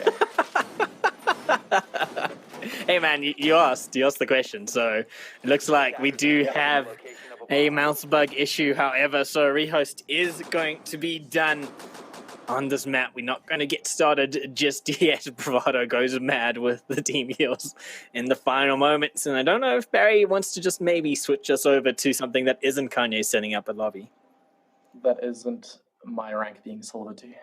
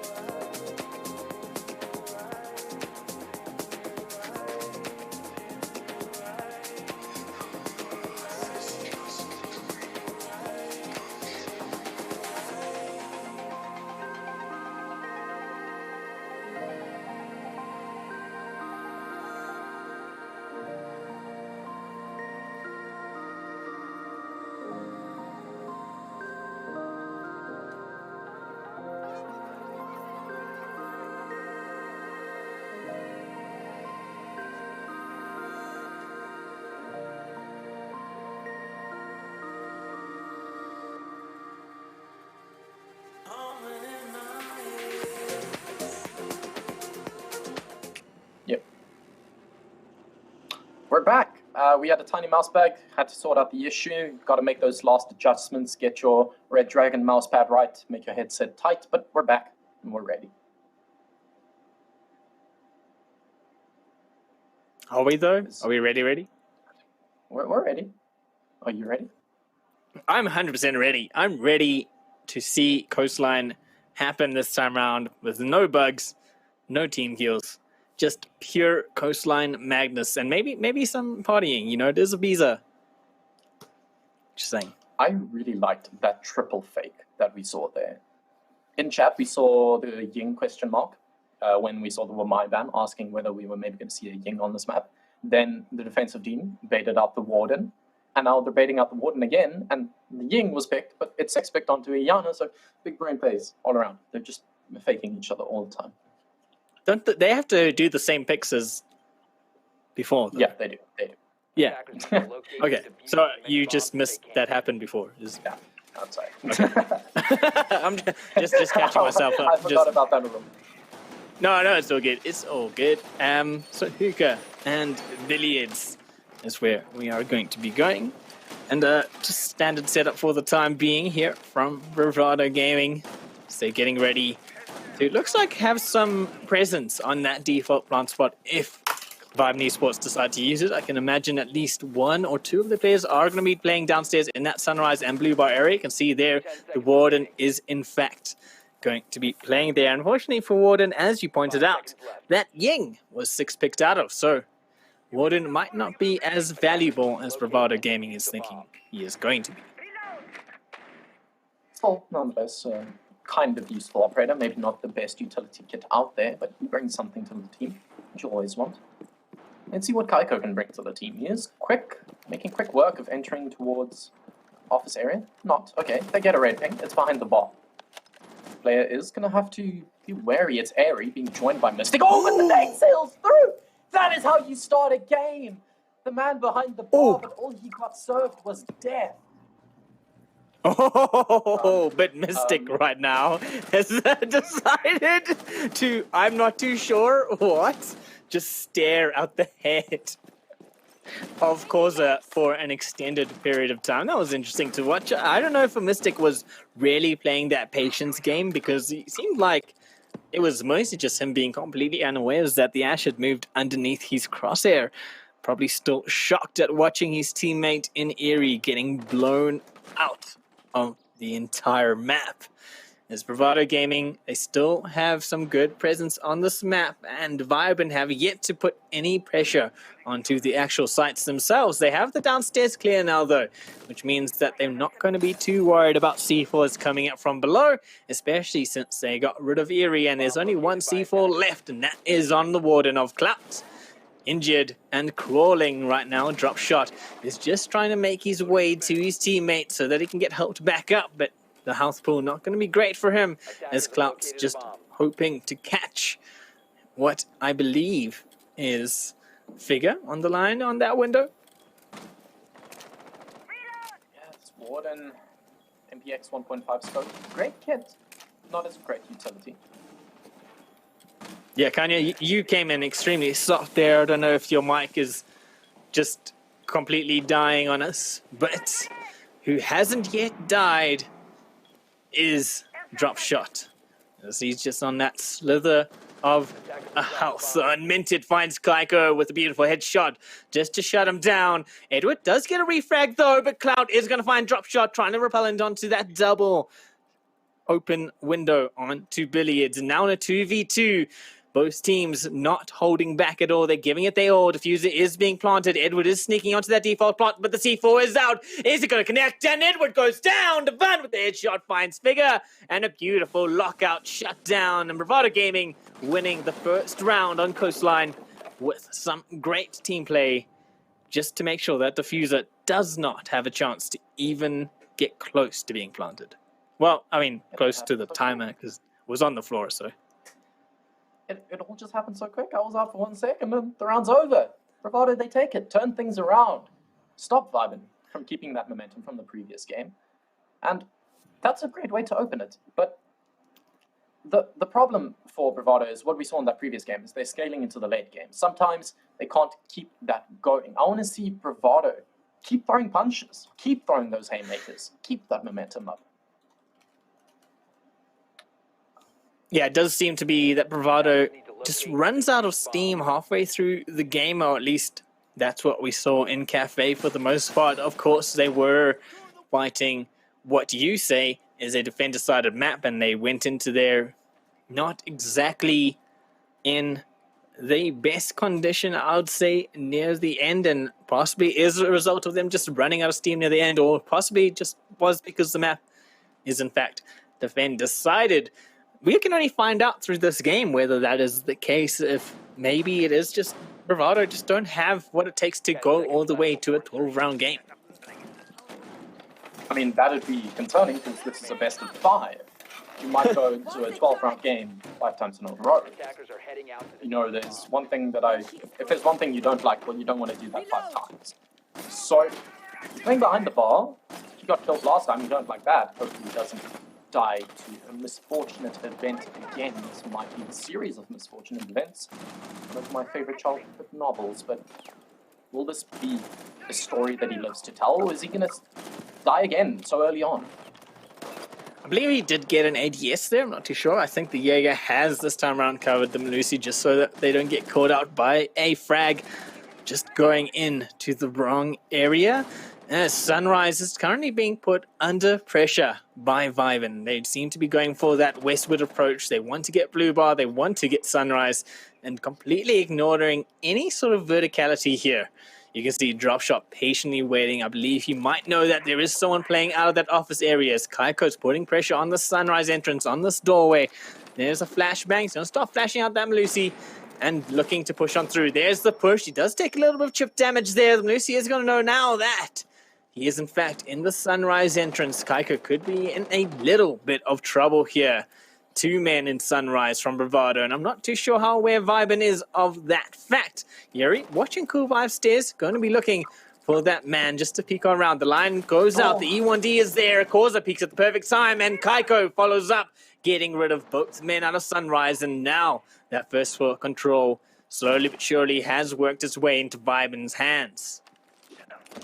He's playing on the couch, slouching a bit, but now the attacks, they've taken a lot of this map, and they've taken down 2 players at that.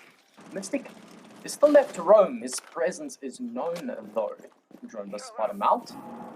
He was so important during the early phase of the previous map, especially on these roam plays. He's trying to recreate that. Kivan absolutely shuts down Edward with a nasty shot, and he's going to shut down the push coming through from the window area. The line scan comes out, and something needs to happen. Something needs to crack. One team needs to push the objective, and Yana is doing just that, but Smoke Canister, meanwhile, on the other side of the board, has injured the planter. Jaeger left on the side. Mystic, the player we look to clutch these situations. It's effectively a 2v2. Kaiko is left for dead. Drop shot seals the dead. Seals the dead or seals the deal? Because Yeah. I didn't know you were going to say something, and then I lost my train of thought. Does Clout now just trying to spray on through that soft door, hoping to catch at least one of the players of Vibe, and Diffuser is down. Post plant for Clout, and he's got a little bit of a mammoth task right now. A great post plant positioning here from Vibe, and not only is Kaiko all the way out on that window just to pop up the moment that Clout touches that Diffuser, but Drop Shot is a hard man to deal with, currently just on a complete roaming flank all the way back into that courtyard area. Has Drop Shot gone, and he's just going to be waiting for the call out. The red pings are on. Kaiko's position has been revealed, and he pops up but almost gets taken out by Cloud, but Drop Shot just sneaking on around the entire time is just going to find the back of Cloud there and bring it to a 1-1. Little bit more balanced this time round, not the 4-0 runaway that Bravado saw in the previous map. It's a good turnaround, it really is. They did well to actually enact onto the bomb site. We saw the planter dying from the smoke canister, not something you want to happen all too often, but from there they just took the gunfights and That's one thing Vibe and Esports can definitely do. Is they take these gunfights, they look so confident in these engagements, and they just win them out. They look like a team possessed in that round. It's not exactly the most family-friendly team chat going on there. But yeah, Viben did a very good job of isolating those two roamers in Sunrise, utilizing the E1D of the Lion to make sure that those roamers were just locked in the entire time and distracting them by constantly putting pressure on that Sunrise entrance to the point where both of those men playing out of Sunrise were looking towards Sunrise entrance, allowing Corsa to just sneak on down, get rid of Eerie. The moment Eerie went down, you saw a complete collapse onto Sunrise. I think at that point, Minted must have swung away, looking at the double door, expecting Corsa maybe to hard to push him after taking out Eerie, and in fact the push came then from Sunrise entrance where two men were sitting, and that just opened up that entire Sunrise space all the way into kitchen door. And then after that it was a little bit hairy as they pushed on through, but they were able to then just get control of kitchen and for the most part lock out the defenders playing out of service. It's going to be a lockout. Do you think? We saw, I mean, the middle phase of the previous game, it was kind of lockout. But they look very equally matched. I know it's only been 2 rounds, but in this game, these teams completely look evenly matched. And for the previous game, it was kind of tit for tat, where 4 rounds in a row, 5 rounds in a row. But yeah, it's evenly balanced. They're trading blow for blow. Drop shot again with the opener. That's 2 opening kills for him now. Drop shot has come to play this time around. He possibly saw the stats from the last game where he only had 1 or 2 opening frags, and this time he wants to be the man that gets every opening frag. Mystic is down. That Jaeger, so powerful, no longer in power. The E1D revealing some vital positions of the defending roamers allows Corsa to get rid of Clout, and now the defenders are locked onto site again. This could be bad as Sunrise control is in the hands of Vibe, and they have an opportunity to once again push through that kitchen door and get control of kitchen and possibly lock out those defenders in service once again. Drop shot is going to drone out them. Lucy is going to be found. He's also going to reveal where that Aruni of Eri is, and suddenly Vibe and have all of the information they need to just push on through. Oh, but they can just sit and wait, and Nada is going to sail on through. The ADS finds it. A bit of juggling of the diffuser, uncertain of what they need to do. But now, they know what needs to be done. They know what's on the checklist. They know how to tick these off. This is going to be a classical take for Vibe and Esports. A lot of times, they just go for this kitchen window, they jump on through, and they get the bomb down. The smoke is the one player you need to look out for. Still 2 canisters in back pocket. Still 2 he can rip to deny this plant. But if they don't know he's there, well, that's a whole different story. Minted finds 1. The plant is going down. You need to swing, buddy. Swing. He does a triple on the round. 2v2 now. Do they turn things around? I think a boost is going to give such a big advantage to these attacking players. Just can't find the head. Corsa, you need to help out there, buddy. Oh, and that's the round. That's what Corsa does. He does something else. Corsa did come and help out at the end there. I think you may have cast across Divan. You're talking about the smoke and how Viti was immediately injured a moment later. But a little bit of misplay there from Viben. The defuse was being stuck by Edward. He didn't quite have support. Minted had, of course, taken out the one man that was supporting that plant.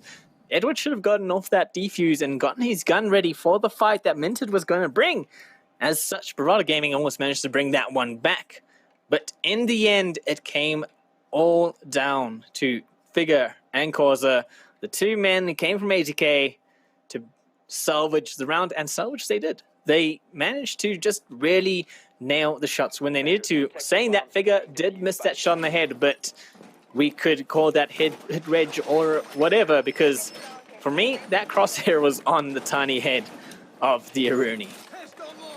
You talk about the ex-ATK players, and I wanted to bring up a quick and interesting point.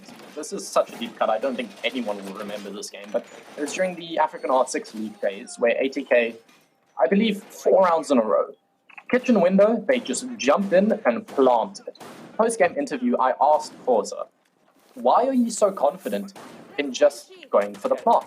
His answer was, well, when something is free, you take it. I really think that's the playstyle they're going for, is these drones are so effective from Vibin on these attacking clears that some of these angles and these avenues, they know they can just take.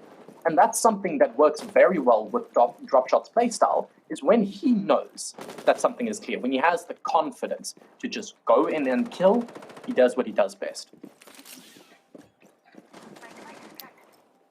I mean, that's a great way to play in general, is just if you can take it, if you have confidence in taking it, go for it, go mad.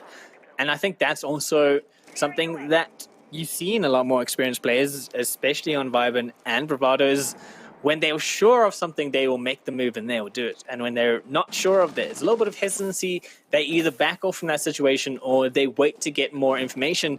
And possibly it took Vibin just a little bit to get into that headspace in this game, especially in map 1, where they were playing in very unsure spaces, but playing very confidently in these unsure spaces and getting absolutely punished by Bravado for it. Whereas now, like you said, the drones are out, and now there's surety in their confidence, rather than just running in confidently and getting completely decimated by the other team. Now, things have stagnated just a tiny bit. Mystic is down below. Doesn't have a C4 though. He has already used it to open up a vertical angle that did a tad bit of damage, but reboosted by the Finka Adrenal Surge. His presence down below is a big threat for them, as well as Clout just locking down this whole way. That 1.5 scope is going to be so useful in taking these long angle gunfights. Can you find the headshot? That is the question.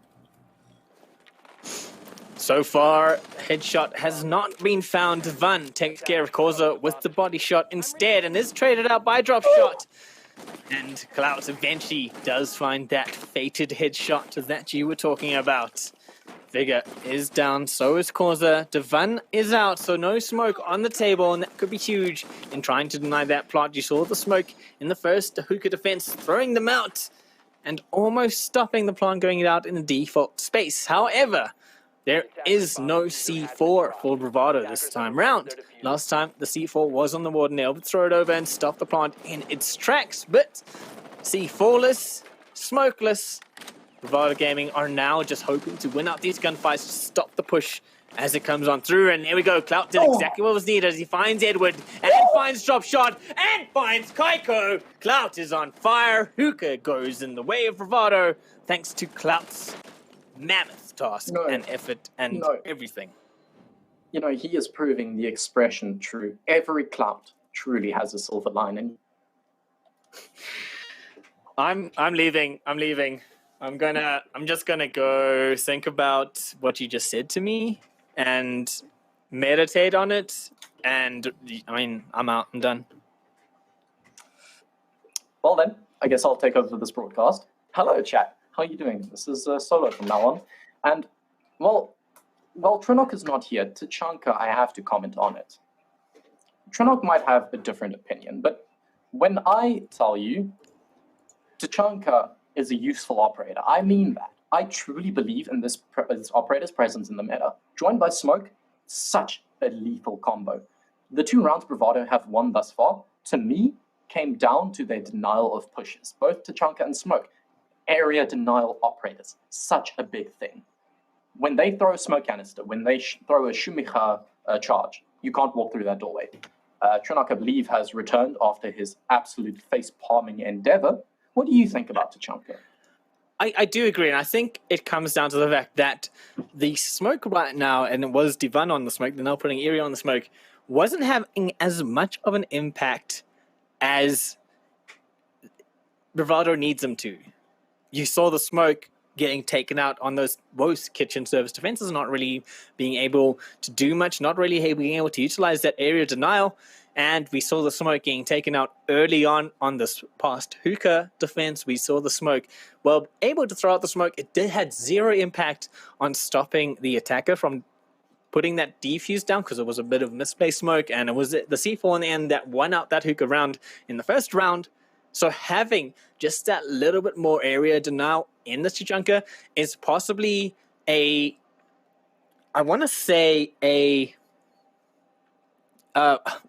the word? Security? Safety?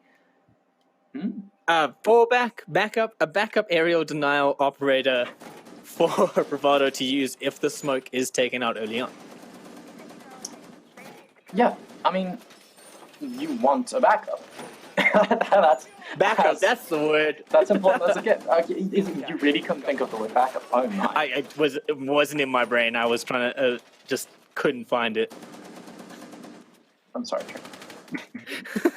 It's because you're fun. It just has ruined my brain. It has completely blown out the synapses in your brain. Yeah, they're gone. You got there, buddy? No. No, I'm not. Okay. Well, Kanye then. has broken me. Let's go, chat. So This is the first time currently- I've done it. Every time Trinoc breaks me. I've got something to talk about to recover my mind. Currently, it is a heavily one-sided 7,800 votes, or 7,800 points, not votes, to 20 points for Vyvin to win this map. Oh. Wow. Whoever put 20 points onto Bravado could win so many points off of this.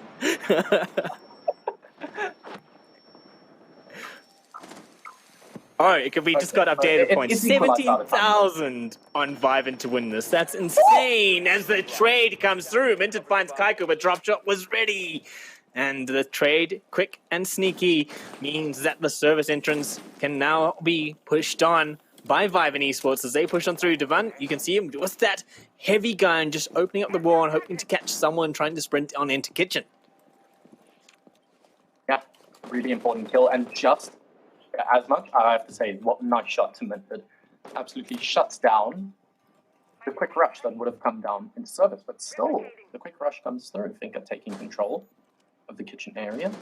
And they're unlocking off these angles. Now, Blue Bar and Sunrise is a bomb site that gets very tight and cramped once you start losing avenues and areas on this map. Very quickly, it can turn south. Mystic playing out in front desk area. His presence is not known. They're just passing like 2 ships in the night for the time being. Bezos on site need something. They need some alleviation of the pressure coming out from Mystic. Well, talking about pressure, Eerie has expended 2 of his smoke canisters right now, which means he doesn't have that one available, and there goes the third. So 1 minute to go, no smokes in hand. They have to rely on this Tachanka with those fire bombs to shut down the plant, to have that air denial available to them. Although Clout, in a very hard flank, could catch the 2 Vyvin players in kitchen unawares. He's just moving on through slowly but surely. Eerie with the FMG-19 finds drop shot, and an injured Edward gets helped up by Figure thanks to that Finker boost. But in the 3v3 now, Devan almost goes down, and they lose him. They lose that air denial that they brought him for. Devan now injured and finally taken out by Figure. 2v3 as Causa looks to be pushing Sunrise from the window, setting up the angles. Vyvin Esports is going for it. Causa finds Eerie. He's going for the plant. It's all up to Clout. He's not going to have time to swing on through, and Figure shuts him down before he can even make it through the rotate hole. Vyvin Esports did really well here to just put way too many angles for Bravado to think about on that attack. I mean, you had Causa playing out of Sunrise entrance, Sunrise window. You had Figure in kitchen with, I believe it was Kaiko. So, yeah. Oh, drop shot, I should say. Drop shot, Figure. Just those 2 angles putting so much pressure on those defenders hanging out in Sunrise.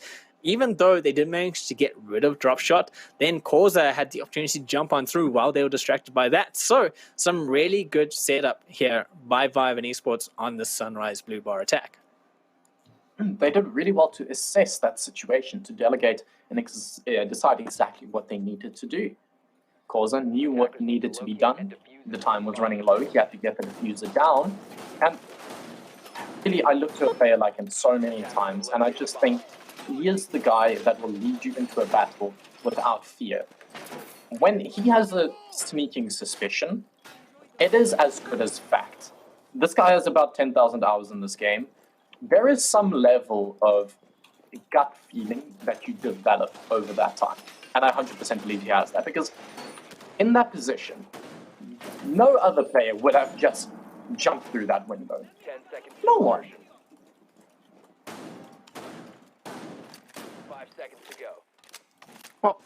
clearly someone somewhere should be able to deal with it, right?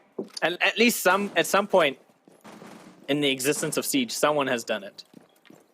Most definitely. I mean, out of necessity most of the time, which I guess is kind of what he did as well. But was that a Twitch opening up the mirror window that I just heard? My oh my, we haven't seen Twitch presence nearly enough. That is big. That's really big. I was playing Siege the other day, and I forgot Twitch drones could jump, and this Twitch drone jumped through a rotate hole, and it scared the living daylight out of me. Thought someone was like, No, they jumped through and zapped me. I was like, what? Crazy. So Twitch drones are scary. They have laser beams. That's pretty mental if you think about it. yeah, that is futuristic, and trying to predict the future is Kaiko on the other side of the window. But that Type 89, for the time being, its lead capacity won't connect to any organic life just yet. It'll just shoot the utility plate out down below. And seemingly aware of a position, or just good crosshair placement, trying to clear out this bottom floor area. I just complimented you, and now you turn around to do that. Come on. You made Kaiko nervous by complimenting his setup and his plays. The flashes are out, and Kaiko unfortunately has used all of his flashbangs on himself for the most part. Viben Esports, they've attacked this kitchen a few times, and they haven't really encountered too many issues in their kitchen service attack. In fact, they've won every kitchen attack that they've gone for. But this time round, it might be different as Mystic finds drop shot. The trade is there, though. Causa was ready for it from above. Edward, aware of Minted on that hatch, is going to lock him out as well. And Viben Esports seem to be the bottom floor players. They love this first floor, and this seems to be where they are strongest. Using Cloud. That's going to be very big. No more pressure from outside of the bomb site. All of it is going to be felt in position. Locked in. The Goya shield taken care of. All falling apart. Figure just nailing them through the wall. That was so well coordinated. Figure on the ready. Swings to the second. Well done from his side. Well coordinated, I believe, is a term that you can apply to Viben Esports every time they've attacked a first floor site on this map. Their Hookah Billiards attack seems to be a little bit all over the place. They're not too sure how to approach that. But kitchen service, they have down. And Blue Sunrise, their last minute 3-man coordination to just on the fly shut down the defenders of Sunrise was exceptional in terms of how they were able to adapt and play to it. So yeah, well coordinated indeed. And let's see if their defense can be as well coordinated as their attacking rounds have been for the most part. Or are we going to see the revival of Bravado Gaming here? Are Bravado Gaming going to bring it back? And is this going to prove to actually be an attacking sided map? You know, 4 rounds on the attack is very big. 4 rounds is always big. It's always nice to go up on the half. It gives you a lead into the next phase of the game. Viben Esports on their defense. A lot of times, Viben, in my opinion, they... How do I put this into terms that I won't get flamed for later on? Is they play very safe. They hold angles and they just stay alive. It's an onion play style I always look to, is where they hold a certain avenue, and whenever they're feeling pressured, they fall off. Airy has fallen off the side of the face of the earth. Don't know if we're going to have a rehost on that one. I assume so. Actually, no, I do believe that's... I haven't seen it. That's out of the time frame to get a rehost, so it'll be... Yeah, it's out of time frame, and they haven't asked for it in chat, so it's not going to happen. But Mystic is going to find drop shot from the double window. A beautiful angle, just managing to open up the whole bait drop shot into his crosshairs. And once again, for the second time in a row, it is Mystic getting the opening kill on to drop shot. And I don't think he's going to be too happy about that one. Bravado's going to be happy because that one-man disadvantage they had has been mitigated in the first few seconds of the round. Causa, though, is going to now be put under pressure out in theater as Penthouse seems to be the spot that Bravado Gaming want to start their attack from a very different style to how we saw Vibe and Esports play this. Vibe and Esports went for that first floor, bottom floor, clear out Sunrise attack. Bravado Gaming have gone vertical and they want control of all of the upstairs angles. This is exactly what I talked about, that onion playstyle. They worry that Causa is still there, but worry about the man from down below because he nails you through with the C4. You've lost one man, yes, but you can't play two brazen.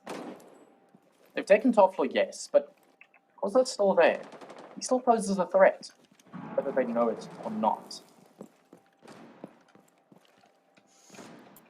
Yeah, that is definitely something that Bravado Gaming need to be careful of. And like I said, they still worry that Causa is around, and that is a worry that they should definitely be taking seriously because Causa is in fact still around and he's just pushing on through VIP. Possibly going to be catching the man off guards in Penthouse, and there it is. Cloud goes down, just looking through the hatch, leaving Minted alone. And I think Minted must have just jumped out that windows right before Causa came on through, and Causa then follows suit, jumping out the double window as well and finding the head, bringing them their first defense round victory and setting them up to possibly win this out in a 7-2 lockout.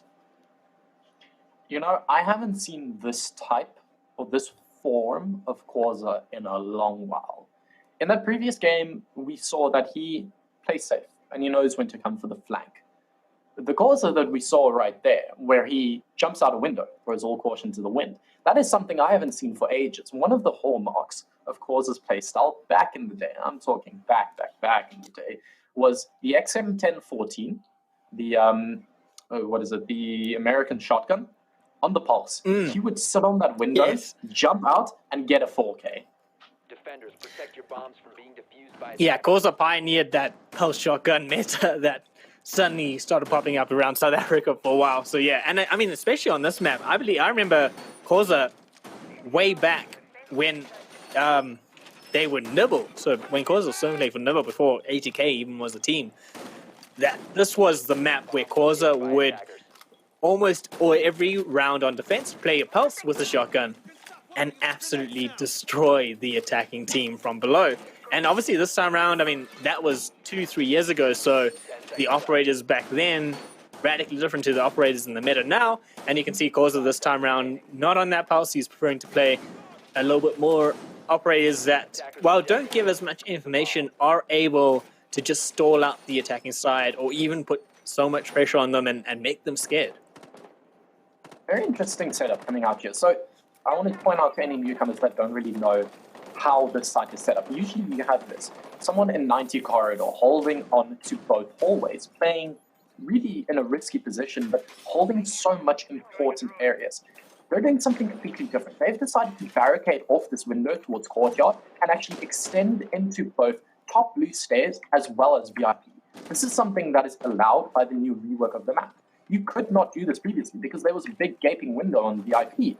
I really like to see this adaptation, this new playstyle, these new strats coming out from these teams. And will this work out for them? Cloud is on the hunt.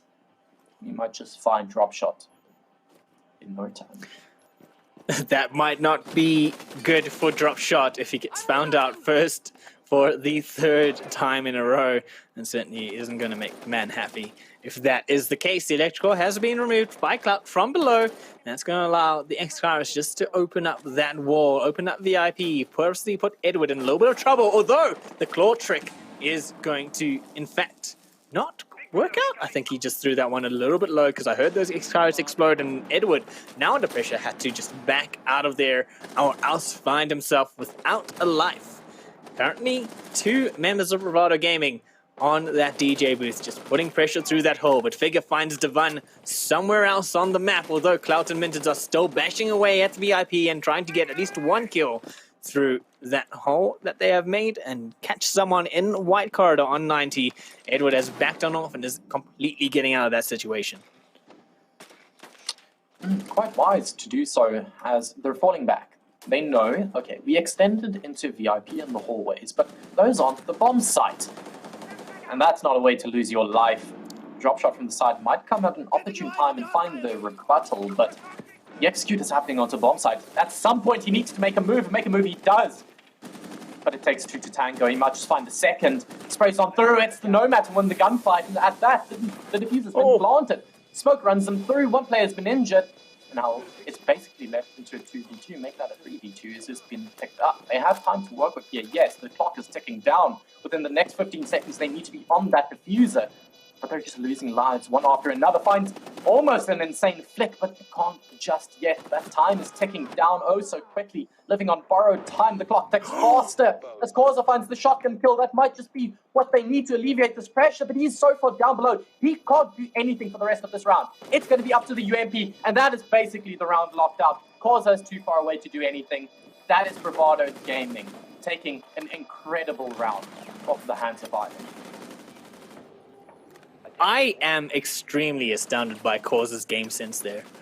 He dropped down that hatch, and to me, I thought that's, not helpful to his team dropping down the hatch when the diffuser is on site, and you essentially going as far away from site as possible, right? And he went down that hatch to get rid of the man on the double window, who was obviously the biggest threat in holding onto that diffuser. Unfortunately for Causa, the rest of his team were unable to deal with clout on that Iana. But in the end of the day, I was super impressed with the game sense and knowledge on him to realize that the threat that he could take care of was the double window threat, especially with the fact that he only had 1 bar of health, having just been injured and helped back up. So the mentality is always find the 1v1 gunfights. The diffuser was planted in an area where it could be held from both the VIP balcony through the double door, as well as the window from an upside down rappel. They know if they try and just defuse the bomb, take the gunfights, well, there are 2 players facing down towards 1. So drop down, take those 1v1 gunfights. I would say maybe a bit not calculated well enough, because he genuinely didn't have the time to come back up and defuse that. As soon as he dropped down, it was a done deal. Like, either he found that 1 kill and the other player found a kill, or the round was lost. I disagree with you. I think in that situation, you have to trust your teammates, and that's exactly what Causa did. He trusted his team to be able to do what was needed upstairs so he could go around and take care of the biggest threat downstairs, right? And unfortunately, it didn't work out. But if you don't have that trust in your teammates, then you can't make plays like that. And then next time you're in that situation, you don't drop the hatch, and that man on the window ends up being the pivotal key point of completely holding onto that diffuser for the entire round. The pivotal key point in this round for the first phase, at least. 10-7, doing quite well. Not really the drop shot standard that we see most of the time. Usually you'd expect this man to be up to a 2 KD, but this is still bang on nonetheless. Poses a big threat with this 416 C carbine. We've seen a lot of players kind of unable to adapt to the new recoil of this gun. Oh, but Causa, that was beautiful! It's because he has an NIP skin on his 416. That's why. 100%. That's why he's playing so well. As it's now on Devan, he does manage to find Figure with the shotgun. He's going to open up these floorboards above and put some pressure on to Kaiko, who, despite the fact that the floor was being removed from right above his head, is feeling none of it. Takes care of the man pushing Sunrise entrance. Devan drops down almost immediately now to take the place of that pressure on Sunrise entrance, and just hoping to bring it back for his team in a 4v2 situation. They have a lot of time on the clock, and you were talking earlier about forcing the 1v1s and making it so that it's a little bit more of a fair fight, and Bravado definitely have that time, have the opportunity to do that one as Causa gets flashed on through and is just going for a sneaky pre-fire, and he finds Eerie, who must have stared at Causa for way too long despite being flashed. Causa comes out on top, as right now Causa and his team are sitting on the map point. Wow. When you said that, that kind of, I was taken aback. I didn't realize it was 6-3. I think back towards the previous map. They were trading phases where one team was leading, then the other team was leading. Coastline for me has just been kind of one-sided. 6-3. Exceptionally one-sided, I agree. Okay, yeah, you are brave enough to make that statement. I won't make the statement about which side is defended or attacker sided because I don't know. That's like some maps change so often between whether they are depending on the meta. But this, you can say, has been, for the most part, really one-sided. I think Vibin, at every point, even the rounds they lost, just seem to have a amount of composure that Bravado is lacking in it. And on this first floor, especially, Vibin Esports is excelling. If I look at the rounds that Vibin has lost, it has been every round that was not on the first floor. Their Penthouse defense, they lost. Their hookah attacks, they lost. But every time they're downstairs, they just seem so confident and set and absolutely dominated. Quite strange. I mean, you'd expect up top you'd have that elevated mentality, but just sinking towards the ground. See what you did there? Because they're elevated because they're up top. You're going. That's what you're going for, right? Yeah. Okay. I just want to get some get W's in chat, please. What is this?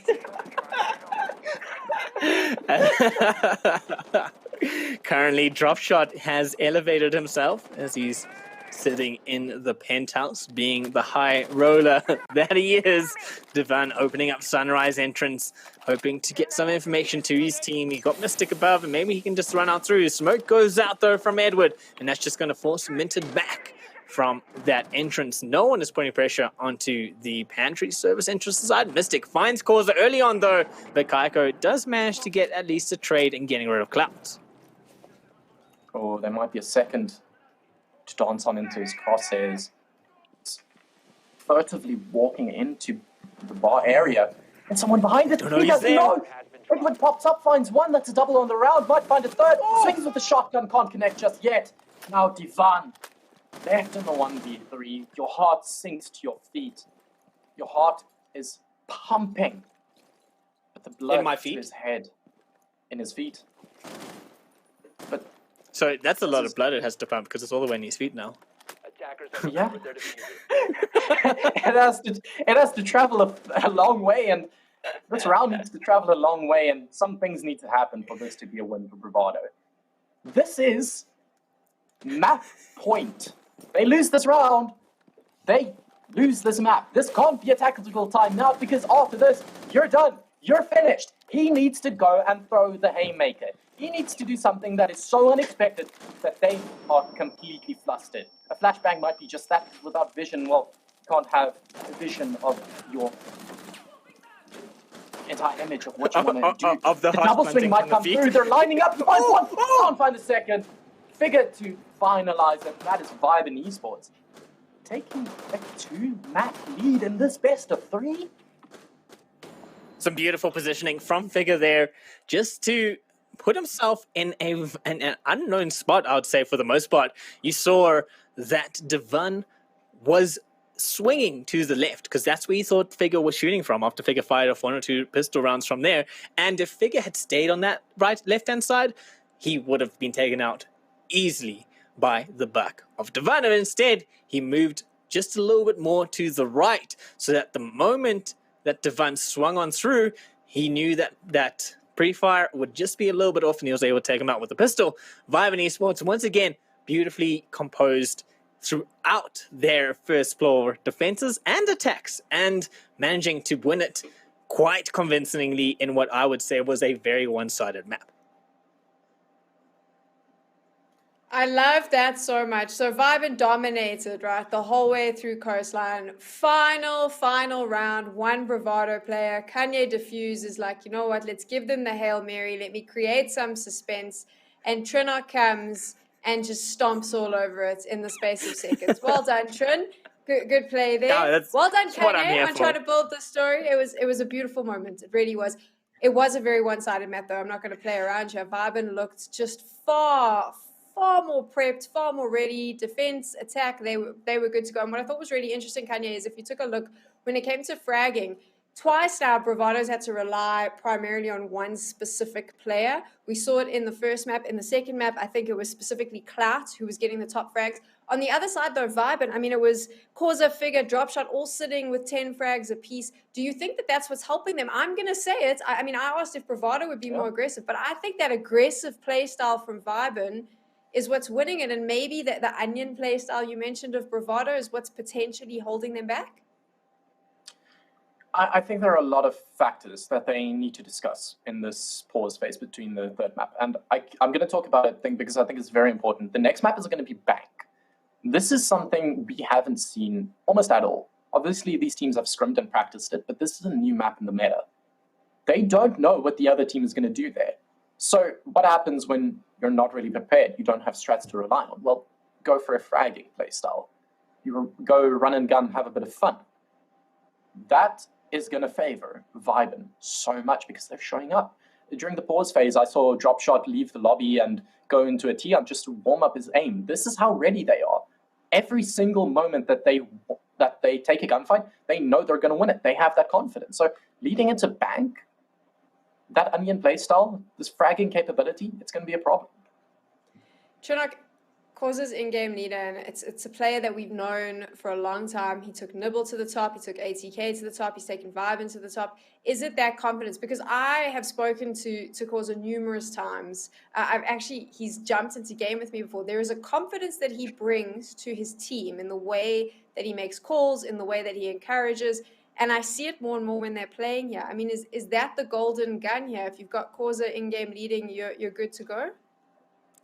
I wouldn't say if you got Causa in game leading, you're good to go, but I do think it is that confidence in that he's so sure that whatever play he's doing is the right play, even if it doesn't work out. He's so sure of it that when you have that in your IGL or even just someone on your team, it does boost the entire team's morale and the entire team's confidence to be like, this is the play, this is what we're doing, and they execute it to near perfection almost every time because he brings that confidence forward. So yeah, to go back to reiterate on point though, that I don't think like it's Causa that is the winning key here. It's having a confident IGL in general that is the key here. And not to say that I think it's Devant, who's Bravado's IGL, isn't confident and doesn't have that same strength that Causa does, but Causa really exudes that. And like I said, when you play with Causa, you feel that. You feel like when he tells you to do something, that if you do that, it's probably going to work out because that's just how much of a presence he can be on the team. You know, Causa's favorite saying is assert dominance. They've done it in this grand finals here in All-Star Underground. 2-0 in the best of 5. We are going to be moving into match point and potentially seeing the winner of this competition unless Bravado can turn it around. But before we do that, I got some prizes to give away. So I asked you at the start of the show to head on over to the Incredible Connections site and screen grab your favorite Red Dragon product and you could win a something. And we are giving away something. It's a 1,000 Rand Red Dragon gift voucher. And the winner of that competition is popping up on your screen right now. I can say this. Mike said, hey, Bri, congratulations. You got a voucher. You can now use that to go and grab your favorite Red Dragon product. And that's not the only giveaway that's up for grabs. I got one more for you that I'm going to throw out right now. So you know what? As we head to the break so that the teams can get some refreshments and get their head back in the game, all you need to do if you want to win one of those vouchers is use !All-Stars at all, and once you do that you could go into the draw. So !All-Stars, and that's what you need to know. Right, we are going to take a short break, and when we get back we are moving into what could potentially be match points.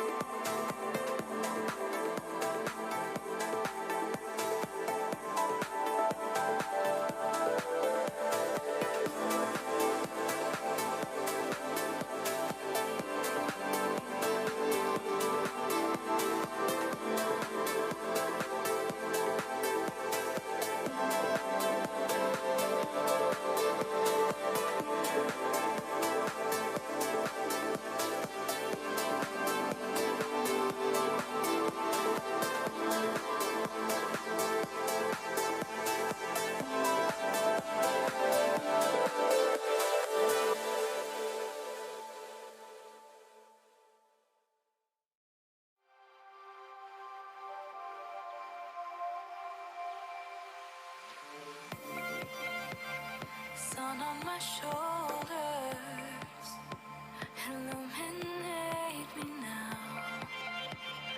Out from the shadows, somewhere beyond the clouds, swimming in circles, fighting against the tide.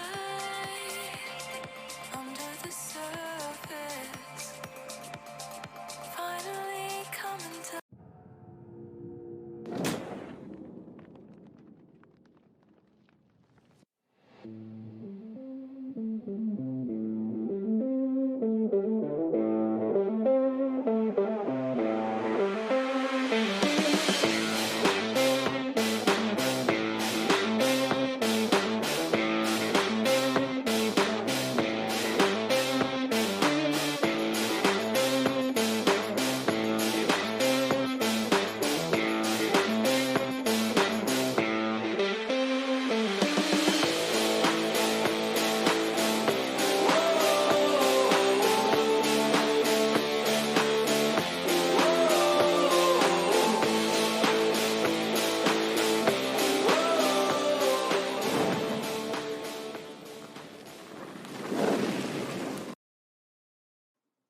You're watching the Incredible Connection All-Stars Underground. It is 4 weeks of 4 epic tournaments, and it's not about who the top teams are. You got to enter, and if the luck of the draw has its way, you'll be able to compete.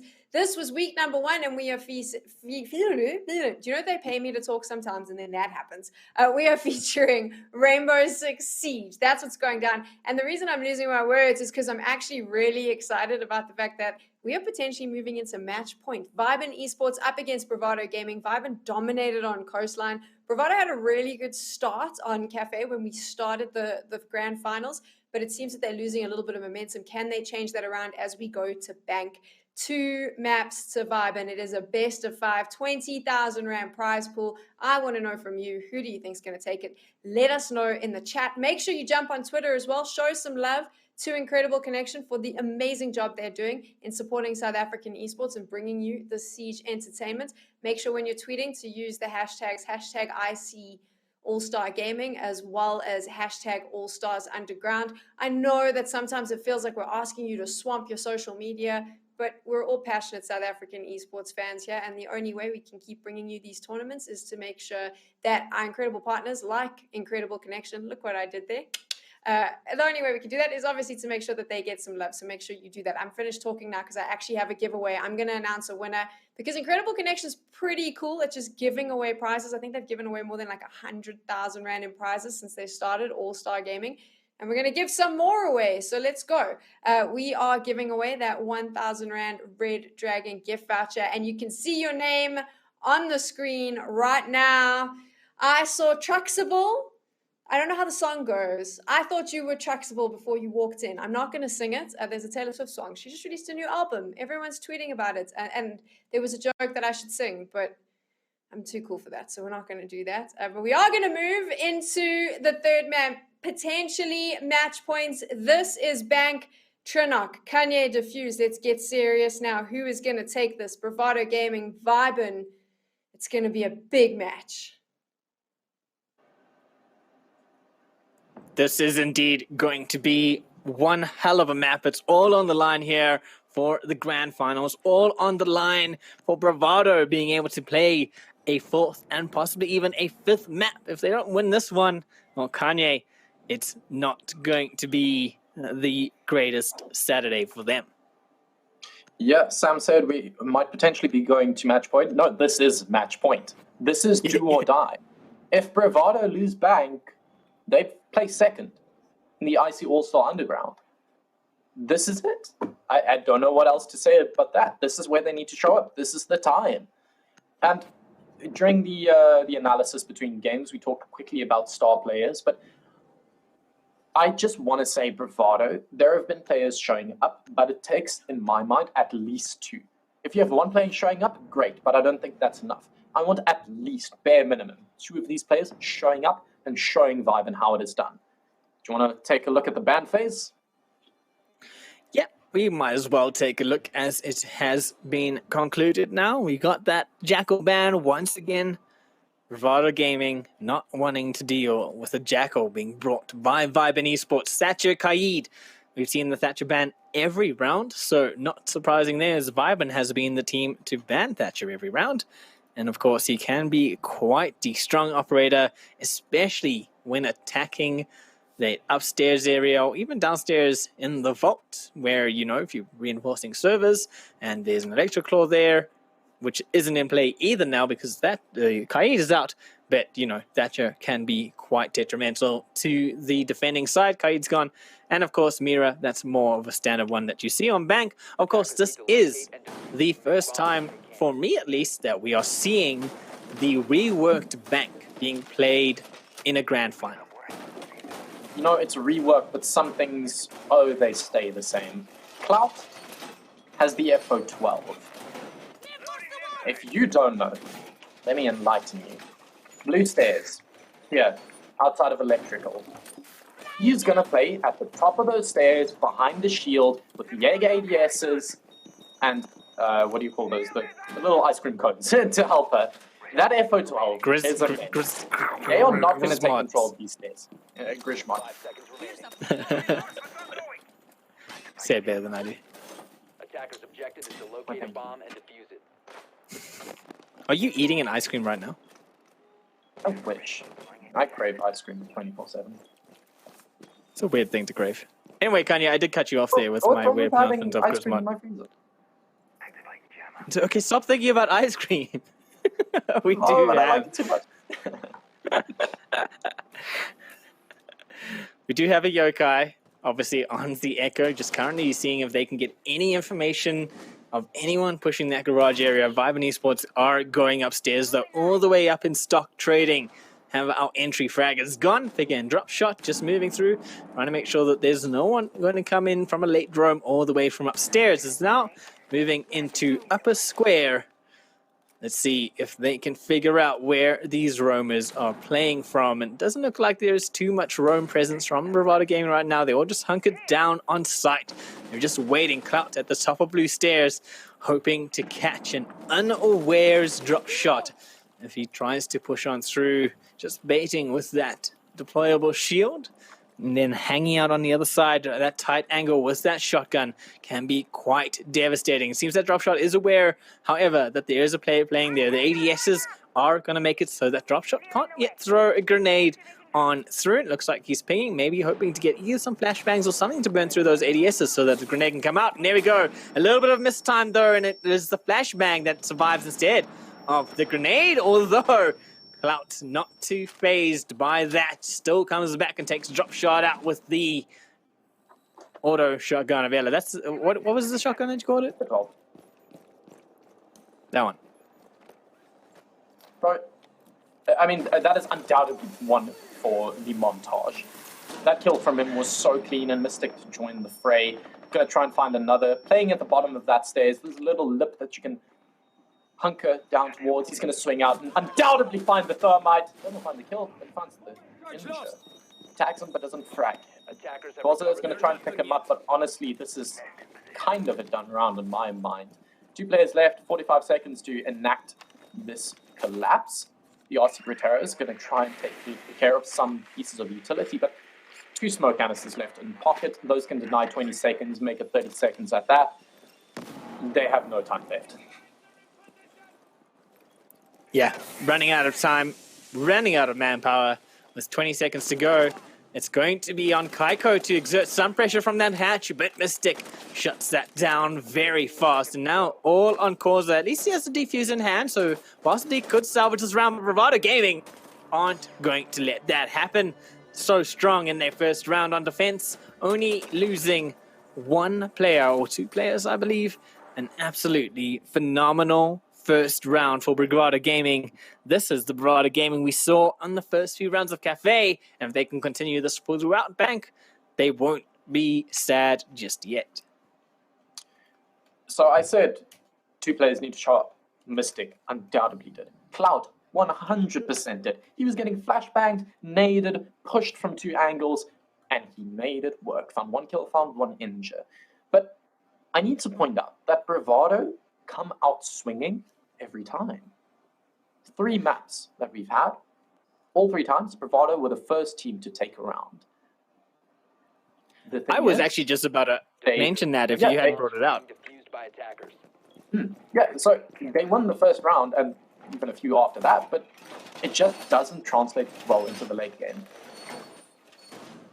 Well, I mean, if we look at Cafe, those first 4 rounds, they dominated them. And then Coastline won first round, lost the next 2.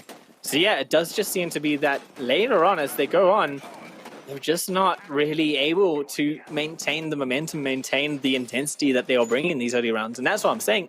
If they can hold on to this intensity into how much they dominated on this first defense, they could find themselves actually winning this one. They just gotta hold on to it. They just gotta keep it up for the most part. So on the overview, just quickly showcasing, they've opened up 3 hatches, probably going to open up the 4th and the 5th, because if you don't know, Oryx, named after a creature that is very common here in South Africa, but he can jump up hatches. That is not something that every single operator can do. The animal or the operator? Down below.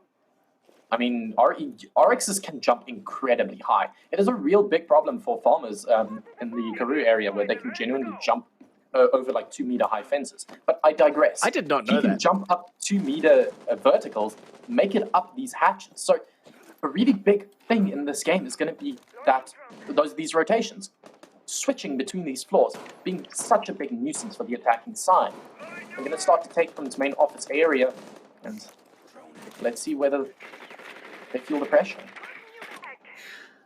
Yeah, you're talking about Oryx and the mobility that he brings in Bravado Gaming, especially if we look at Cafe, were huge on their roaming game, on having that mobility, on repositioning themselves to catch a vibe and off guards at every turn. And with this Oryx, it's going to be exactly that. Chop Shot from below, however, is looking to nade on through into the janitor's area and just hope to catch someone off. He almost manages to catch Devon, but Clout in the meantime is just cleaning up, and Figure goes down instead. So now, Vibin not have that Ash, that quick rush, that key player that could be pivotal in the attack, although they have managed to open up that executive wall, and this means a plant potential is on for Vibin Esports. Devon throwing out smoke just to protect himself after getting flashed out, although it takes a little bit of shots, some bullets flying on through from below. Corza takes quite a lot of damage. So far, Vibin Esports haven't done much, despite the fact that they have 1 minute to go, and I'm not too sure what took Corza out there, but it seemed to be an explosion of sorts. Eerie in the elevator, just hoping to catch someone as they push down this main corridor area. And let's see what happens as Vibin Esports are going to start looking to collapse. So Clout actually tried to open up a rotate with the C4, but Corza was on so low HP that that actually downed him. He's gotten picked back up now, so they can utilize him for the eventual collapse. But man, it really feels like in this first phase of the round, Bravado has done so well to just lock him out of this on-site. And yeah, I assume, yeah, that is quite unfortunate. Yeah, I was looking at the stream and it just froze, and I was curious as to what was going on. Unfortunately, losing the obs isn't exactly what you want to see. At least Siege has the new functionality of letting you reconnect even as the observer, which is nice. So, going to get straight back into it and see what has happened in the time being. It looks like the diffuser has been planted, and Vibe Esports managed to salvage a round from what was a very hard situation, given the health pool on Vibe inside, and given the fact that they, despite having that ASEC wall open, it seemed that Bravado Gaming had really locked down a lot of the angles onto site. Yeah, they'd really opened up all of these avenues. They knew where they could push, what they could do. They had the repels, the upside down repels. We know how strong those are. These players can just sit there and wait till the bomb is planted. When it is, well, it's almost impossible to retake. It's kind of the same scenario that we saw over on Coastline, where we talked about how cores are rotated to come back. But in that scenario, you kind of can't retake a bomb site once it is planted there. With players on the repel, it's kind of impossible to deal with them.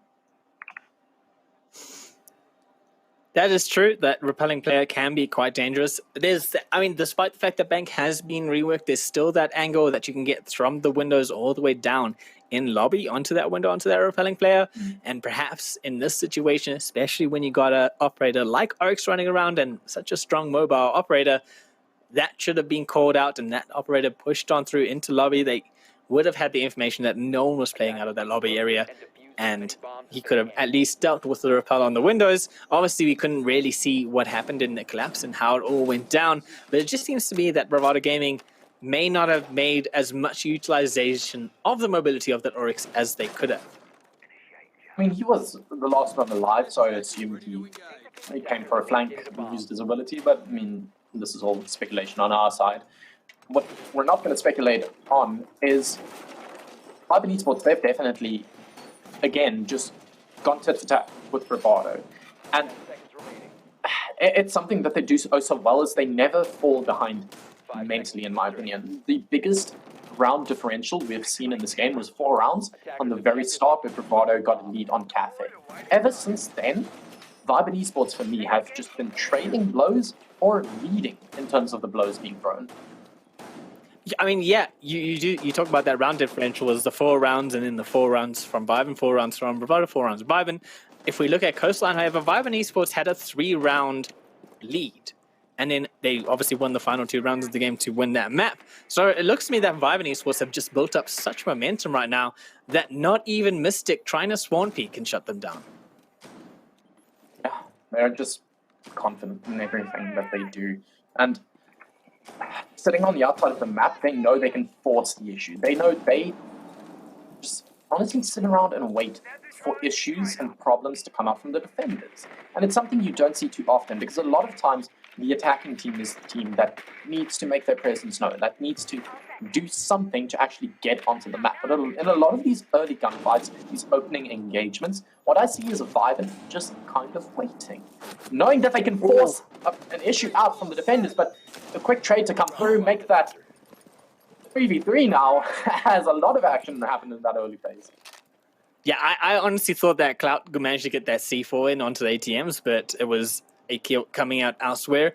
You can see that, who is it wrote on the windows right now? I couldn't actually see. I believe it is Figure on those windows, still just hoping to catch someone. Obviously, the reworked Bank got rid of that repel for most of it. Only one of those windows now left open. That was really trying to shut down that meta of just hanging outside of Bank for the entire game and just managing to get kills. So at some point, Figure is going to have to come inside the building if he's going to be of any use to his team. Causa on this Ash, though, has pushed out very aggressively to that circle desk area, and he almost manages to catch the head of Minted as he just peeks on the door, through onto the door. Now vaulting over and alone, no real support from his team. Causa could be in a little bit of trouble and put that Diffuser in a very bad situation. Although saying that, he manages to take Minted out instead. Diffuser is on site, and this is going to be an opportunity for Vibe Esports to get that down if they need to. Figure, of course, is going to be supporting Causa from behind. Wait, is site upstairs or was that site? Yeah, Am I so keep in mind that site is not front desk. it is actually an open area. So they Yeah, still I need was to actually confused get about onto the site. That was my bad. Yeah, so in the time that they've taken to just kind of reset and get ready, for Cloud, he's come up on the flank, he's found Corza. Such a big kill because he's usually the guy that's flank watching. And had another kill to trade. Figure though to shut him down, can he find the pickup in time? Only 15 seconds left, they need to make something happen. He has the red ping, the double red ping. Sprays on through the wall, but he can't net anything. He again has the red ping onto the planter. I don't know where this intel is getting fed from, but if they don't know about his position, well, that's a done deal. Finds him. Oh, and Cloud to just rescue that from the ashes. He brings it back. The ex-Phoenix player, man. The puns. That was a good pun. That was a strong one. That was great. Yeah, you know, I appreciate good puns, Kanye, not average dad puns, okay? Bring more good puns. But, Cloud, I at first thought that diffuser was going to go down because there must have been like 0.3 seconds left on how long it had. And when he swung onto the Abana to try stop that diffuser being placed, that pillar got in his way as he started firing, and I thought, oh man, that's going to suck because now he's going to be in a post-spawn situation. And just that inch of a second that he needed, managed to get the kill, and like you said, save it for his team, bring it out from the ashes, and hopefully now Bravado Gaming can rise like a phoenix as well as they go into round 4 and potentially could bring this to 5-1.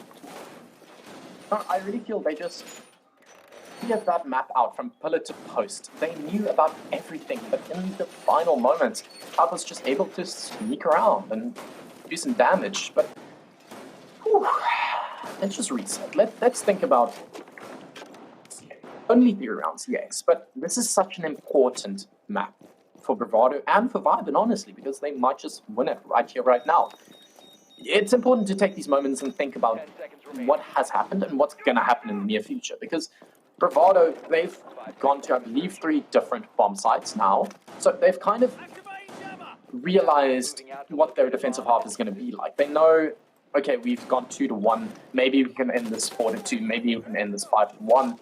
I don't know, that's still up in the air, but Bravado Gaming, for me, at the very least, the one thing I can say and comment on is they are looking better. And that's the most important thing. They are definitely looking better. They're looking more sure of themselves, more confident in the locations that they're playing out, especially Cloud, mentioning him being the clutch of the previous round in the first Vault CCTV defense that Bravado had. Cloud playing from those blue stairs was a key part of just distracting Viben long enough that they wasted a lot of utility on those blue stairs trying to clear them out. They lost 2 players there and eventually had no one left ready to collapse with.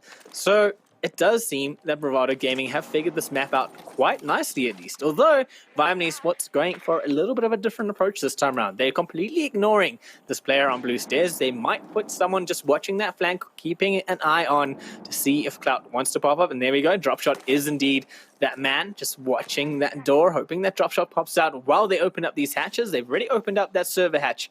And the air jab is going to make it exceptionally hard for Cloud to do anything. ADSs are burnt out. Grenade comes through. ADSs go down and shield is locked. Cloud now playing in the same position with that shotgun, but Dropshot isn't going to fall for it this time round.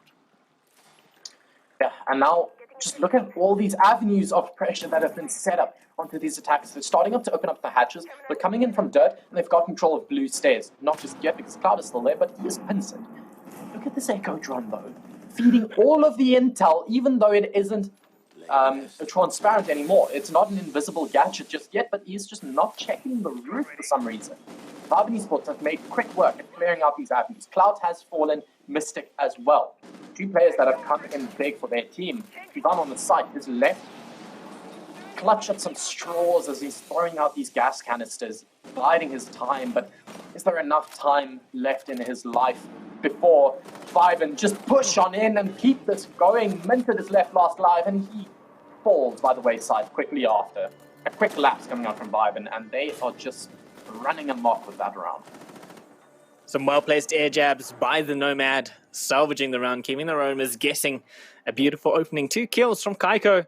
Just opened up that site, and as you said, the collapse that came through was just too much for Bravado to deal with. It was Dropshot, I believe, who dropped down the hatch and caught the Jaeger of Dvan completely unawares, or was it Mystic on the Jaeger? Completely unawares for the most part, and really, Viben Esports, after that first Bank Vault CCTV attack, seemed to have figured out Bravado Gaming strat this time around and completely ignored that shotgun on blue stairs that caused so much damage to them in that first round. And this is good adaptability by Viben. Bravado Gaming, of course, not having adaptability in their second time defending that site, possibly caused themselves some harm there because Viben knew exactly how to counter it. So, you said they're not really adapting well. Do you think this is a case of even a broken clock is right twice a day, or is this Bravado Gaming actually showing up? I think it's a case of you know that it worked the first time, so try it again and see if Viben Esports does it again, right? Oh, and this is now, yeah, you can see they're completely changing their strategy up now. They realize Viben Esports knew how to counter them that time, so now try something different. They brought the Thunderbird instead of the Ella, and they have those little Healy robots up on blue stairs, so they have a little bit more healing, a little bit more health to work with in the grand scheme of things. So again, I mean, saying that Bravado didn't have adaptability in the previous round is proving to be false in this round, where they are adapting to what Viben Esports changed up about their attack. Yeah, well, no change coming on from Viben. We've seen Dropshot being droned out by his teammates, entering from the main office area, clearing out towards a lobby, or rather square area, and then just make his way down blue. It seems they're going to do that same thing again. They're really just relying on the raw skill of these players to win these gunfights. And he's not ready. Peek it. No. Oh, the siege timing in perfect effect. Dropshot, though, on the other side finds one. Oh, no seasoning, no spice. This is just absolute meat coming out from Viben. Drop shot. So fortunate there in the siege timing that the Melusi of Eerie didn't peek that angle as he turned around and walked into that staffed open area. As the C4 is thrown out, Drop shot almost manages to take it out with his gun, but manages to get away in time. The grenade goes through, pushing that Melusi back. Injure is out, and suddenly Bravado Gaming went from being in a very favorable, strong position to not in a great position at all. Great game sense there from Dropshot. I think he realized something was up when the Melusi then re-peeked the angle. Finds himself too as they were trying to help the Melusi. Yep, it's all up to Devan now, but the diffuser is going to go down despite the fact that Kaiko has a slither of help. Diffuser down, Devan alone. He has to make something happen here for his team. He finds one. Can he find the other three? The Diffuser planted in a very hard position for him to get access to, and a very good post-plant setup here by Viben Esports. One in servers, one on the box, and one upstairs ready to take control of that hatch if they need to. Oh, just shuts him down. You know, I keep saying that this is just raw skill that we're seeing, no seasoning, but bring us some adaptations. I mean, you know the saying, variety is the spice of life. Give us some flair. Some spices don't need flair to be good. But we have no spice. That's the thing. This is bland. I don't know. It's I think Viben Esports. I think. Go. Tell me about your spiceless We're life. just slathering mayo over everything. No spice. There's nothing wrong with slathering mayo over everything. I'm just saying. Just going to throw that out there. I'm just saying that Viben Esports are clearly showing some sense of extremely amazing game sense and adaptabilities. They are adapting to what Bravado is throwing out there. It took them that first round to realize exactly what Bravado is doing and how they're playing this map, that they are able now to adapt a little bit more to what has been thrown out. And besides the fact that you saw, I mean, Dropshot, especially with that nade on blue stairs, getting the injury, and then the game sense to just push on through as the other player, I can't remember who it was trying to help up Eerie. That was huge. That was a pivotal moment because it really opened up that entire blue stairs area, allowed them to get on side and get the plant down. Bravado Gaming, they tried to adapt, and it looked like they stepped out of what was a preferred strategy where they were running that yellow shotgun on the blue stairs to a strategy that maybe they weren't as comfortable with running. and it's just seemed to have worked to their detriment here. So, while, yeah, I agree, it is coming down to a lot more per skill here, it's also coming down to the fact that Viben just seems to be a little bit more ready to adapt to their team composition. Their way that their team works together seems to be more suited in running strats that they're not as, haven't really practiced as much. Whereas Bravado, when they're thrown into that situation of playing a strat that they haven't exactly practiced, might not be as strong. Now, whether this be an attacking or defensive-sided map, you never want to go down 4 and 2.5. Bravado Gaming are going to truly burn the candle at both ends and try and bring this to at least 3-3. Viben, are you going to play into their desperation? What I mean with that is Bravado, they're truly playing for their lives. That's going to change something in their mindsets. Is Viben going to pick up on that and realize, okay, let's not force the issue as much. Let's wait for them to make the move. Making the move is Kaiko, as he's going to place out that exothermic charge and make a really big damn hole on that wall. But there's a player down below, and he shuts him down! My oh my. My, oh my, Mystic getting rid of Kaiko, who had a cracker of a round a few rounds ago, opening the kills up. Now, no more, but Clout takes some chip damage from the other side of the map and almost loses his life. His cams have been thrown out though, so it wouldn't be too much of a loss towards Information Game, but a trade has come through and suddenly Minted is no more. This could be a good opportunity for Viben, but Bravado still looking strong. They still got this Oryx roaming around. And of course, talking about that Oryx and its mobility, that could be huge in the hands of Eerie. Such a strong player, but the exact wall once again has been opened. Last time Viben were in this situation, they won the round out. Let's see if the same can happen this time around, although Bravado Gaming have managed to find themselves in at least man advantage, and they still have that Oryx hard roaming around. Eerie pops up, finds the head of Causa. It's all up to Figure, but he's got a mountain to climb. Bravado Gaming aren't going to give this up easily without a fight. They have strong players all around and roamers everywhere. That Figure looks as Clout finishes it off. Figure goes down and bringing it to 3v3 at the turn of the half. Man, I thought bullet holes were no more. What was that? Incredible. Well, it's called he's got skills, yo. I guess. That's what them kids say now, right? Yeah, that's definitely what the Zoomers say. Okay, well, I feel like so the half has switched now, but I just want to touch on a few final points of Viben's attack. To me, that was kind of a measure twice, cut once attack. They took a bit too long in setting everything up and getting the prep ready before actually committing to a side take. And previously, in my opinion at least, what worked out for Viben on their attack was their willingness to just go, just do it. Attackers have located a bomb. I wouldn't say that they weren't willing to just go and just do it that attacking round. I think Bravado Gaming were just prepared for it. We're just in good positions. I think Eerie played a huge part of that on that Oryx, just being all over the map.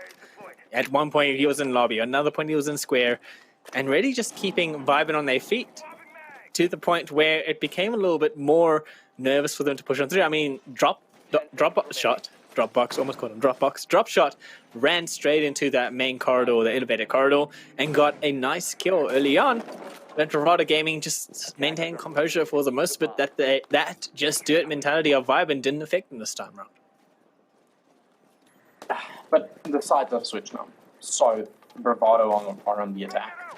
And as a team that is facing game point, being the team that has to force the issue is kind of scary. Because truly, everything is in your hands. Are you gonna say, okay, let's just go? Or are you gonna play diamond hands? Are you just gonna wait for these opportunities to rear themselves? With a nade from down below, almost gets the kill on the Gorza, but he's smarter than that. He knows there's someone down below, so he just backs off. No paper hands here. Kanye. GME Only diamond hands. See, I can be hip. I know the things. Bomb located by attackers. Okay, Boomer.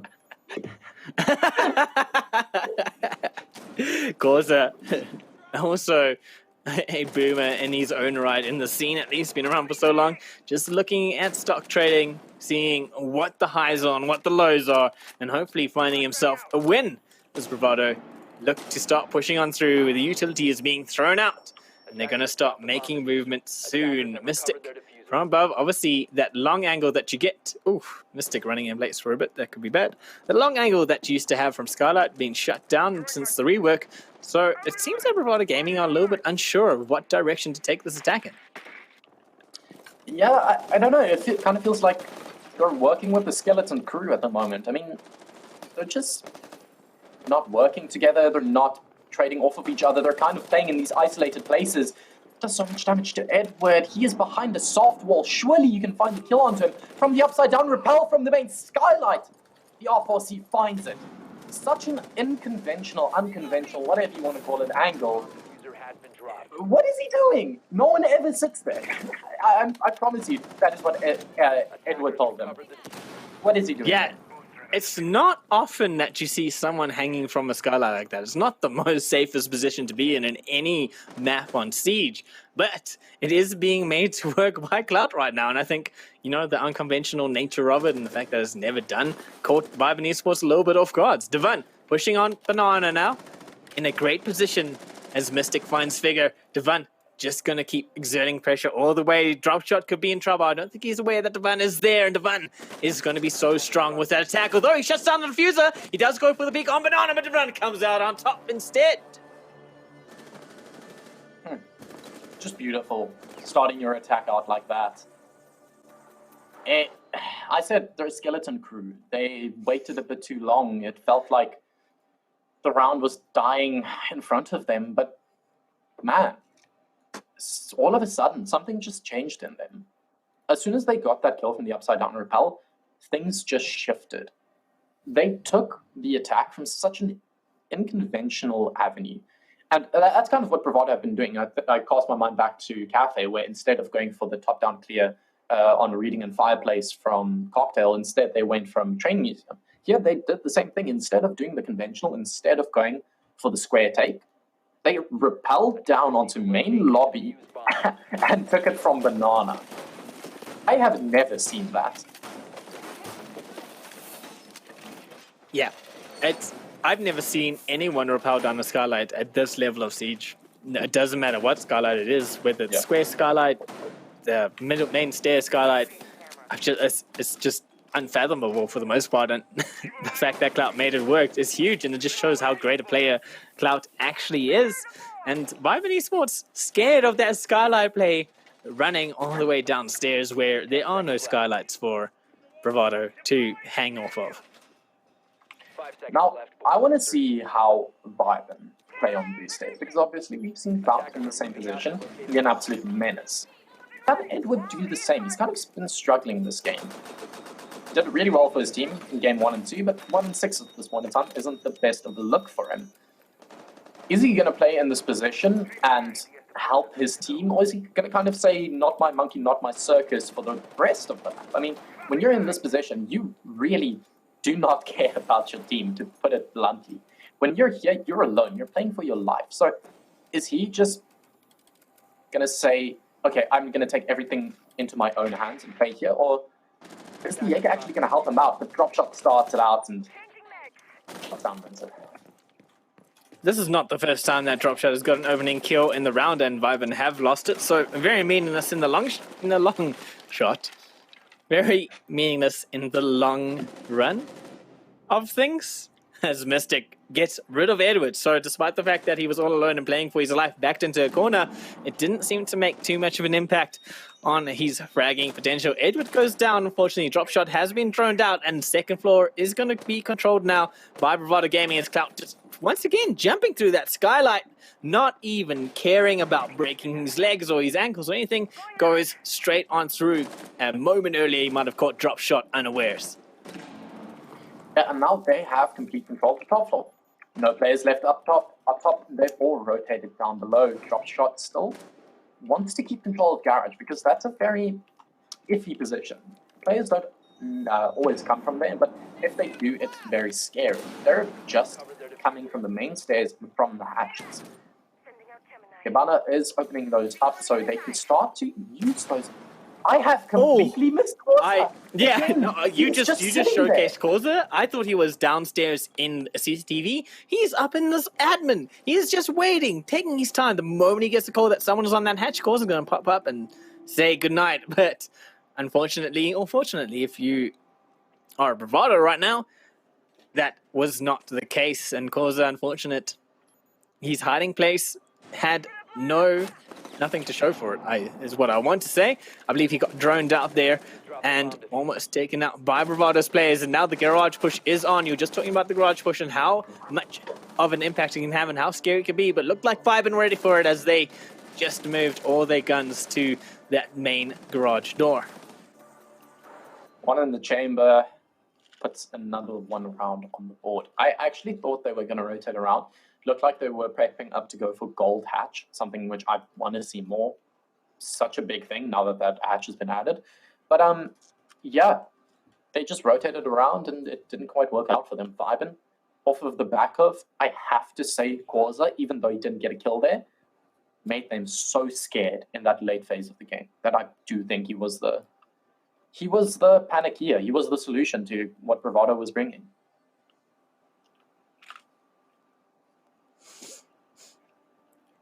Could it be down to that confidence aspect that Sam was talking about and how much of a strong foundation Corsa can be? He just brings that confidence and strength to his team?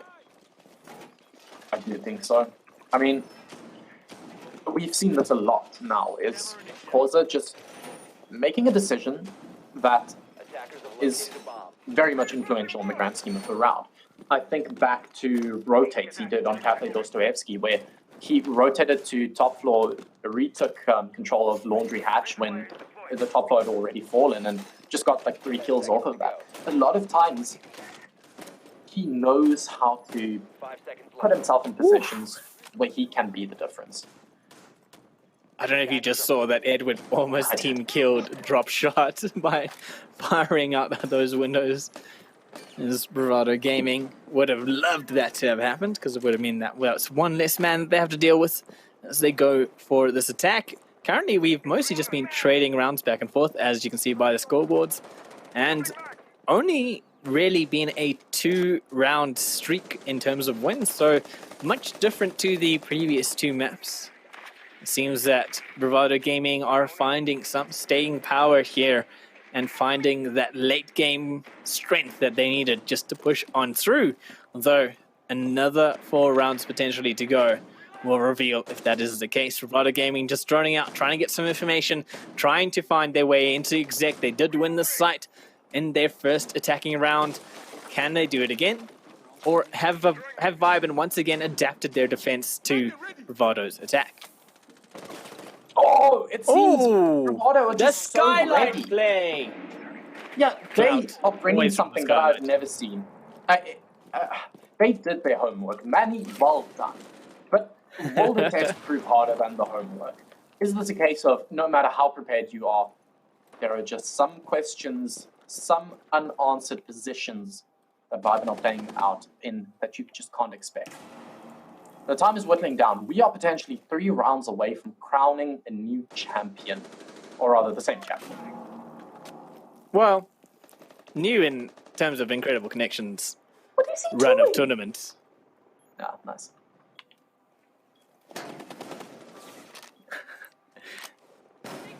Barry, our producer, said it's still a scene, but if that's the case, then you have to take the tournaments that have run between Origi and now, and it wouldn't be Vibin either.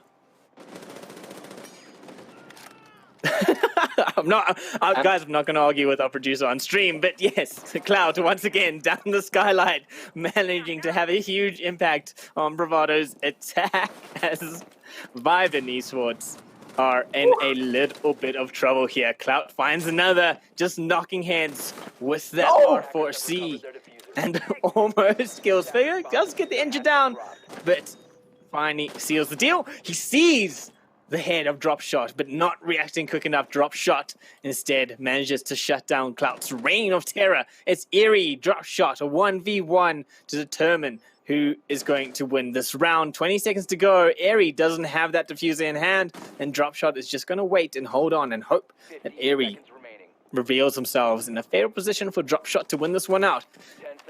10 seconds, and the diffuser still not in hand, and Dropshot sees the head of Airy as he sprints to try get control of that box. Vibe Esports trade the round back in their favor. Actually, this is the 2-round streak, so if they win one more, then they're beating the round streak for this map. Bravado Gaming, I hope for their sake that they perform better under pressure, that when their back is against the wall, they can kick themselves off of the back line and bring it back.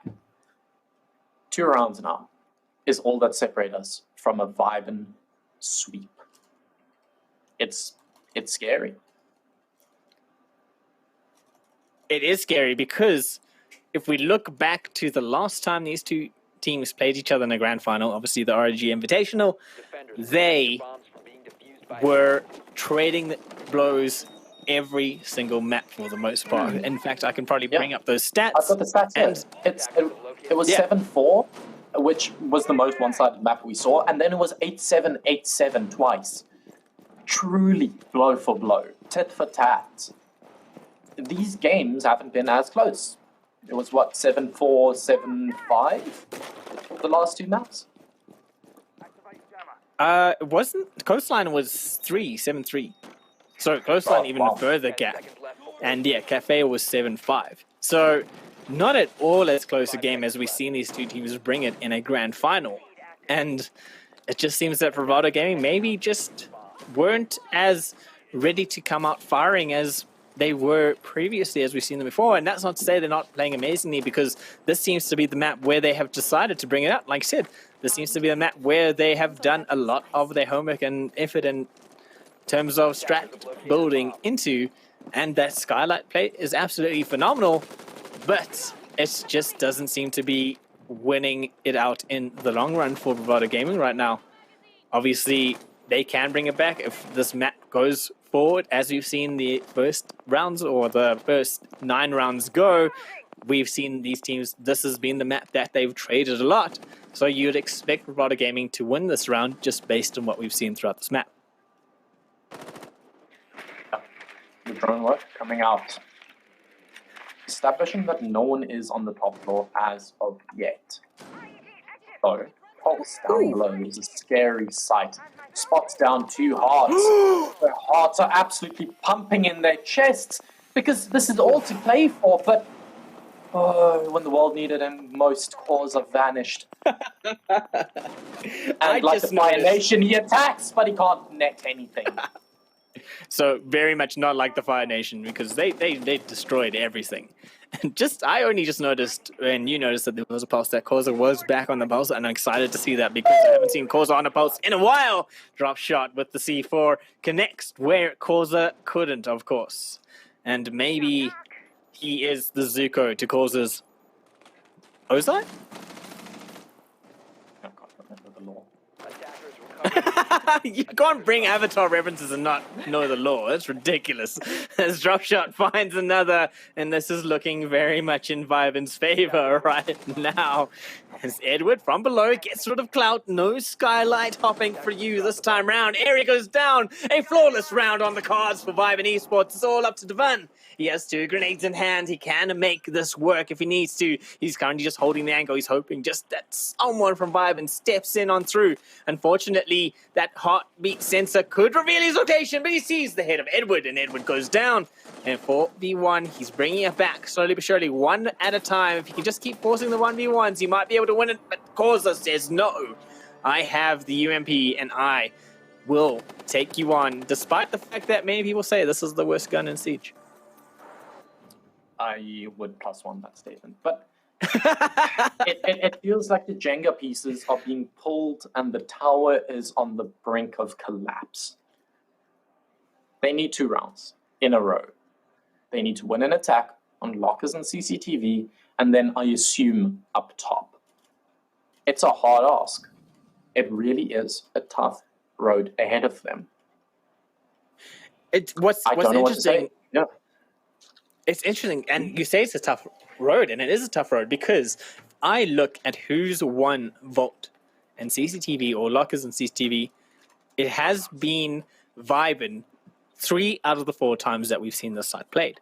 This is not a BVD strong site. This is very much a Vibin site for the most part, and does not bode well for BVD on their attack here. The only sites that BVD have won on attack was the Zek CEO, and that seemed to be their strongest, not even their strongest side on defense. I take that back. I just point out the fact that drop shot is on a 6 KD. When last have you seen that? He is not killable. He is the raid boss in the server. I don't have fix, but that's my KD in ranked right now. Oh, let's go. How many games have you played? That's actually incorrect. I'm wrong.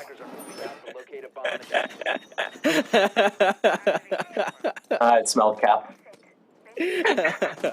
I wish that was my KD in ranked, man. someone right now has gone into R6 stats and like looked up my name and like he's lying. It's 1.5. Yes, it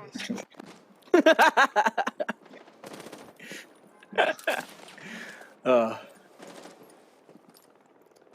Right now, Clout moving on up. I was hoping Kanye you'd take over there after my lie was caught out, but you didn't. Clout once again going to the roof. Is he going to go to the skylight? He hasn't. He's dropped off onto that outside balcony area this time round.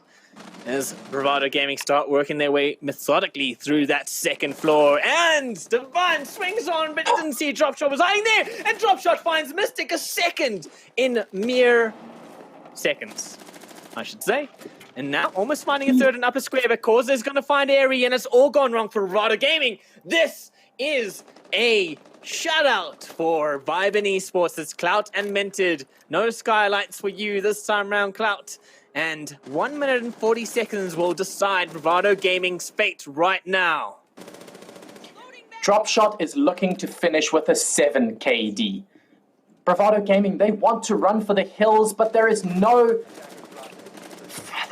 help coming for them. It's a triple kill for Dropshot, and it is 1 for Clout. 12 and 7.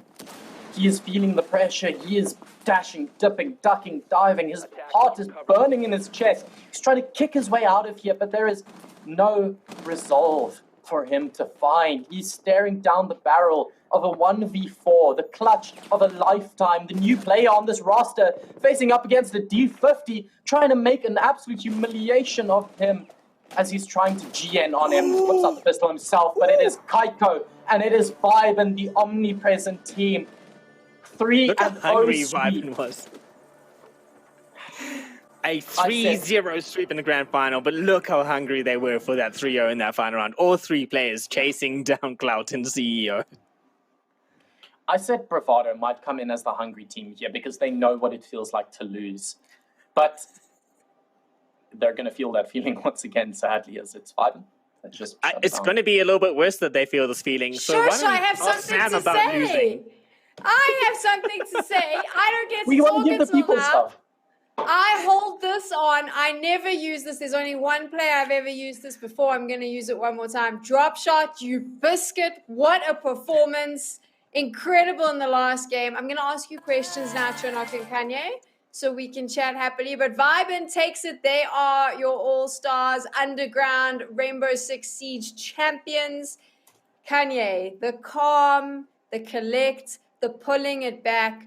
Vibin was just head and shoulders above all the competition. They really cleaned it out. Head and shoulders.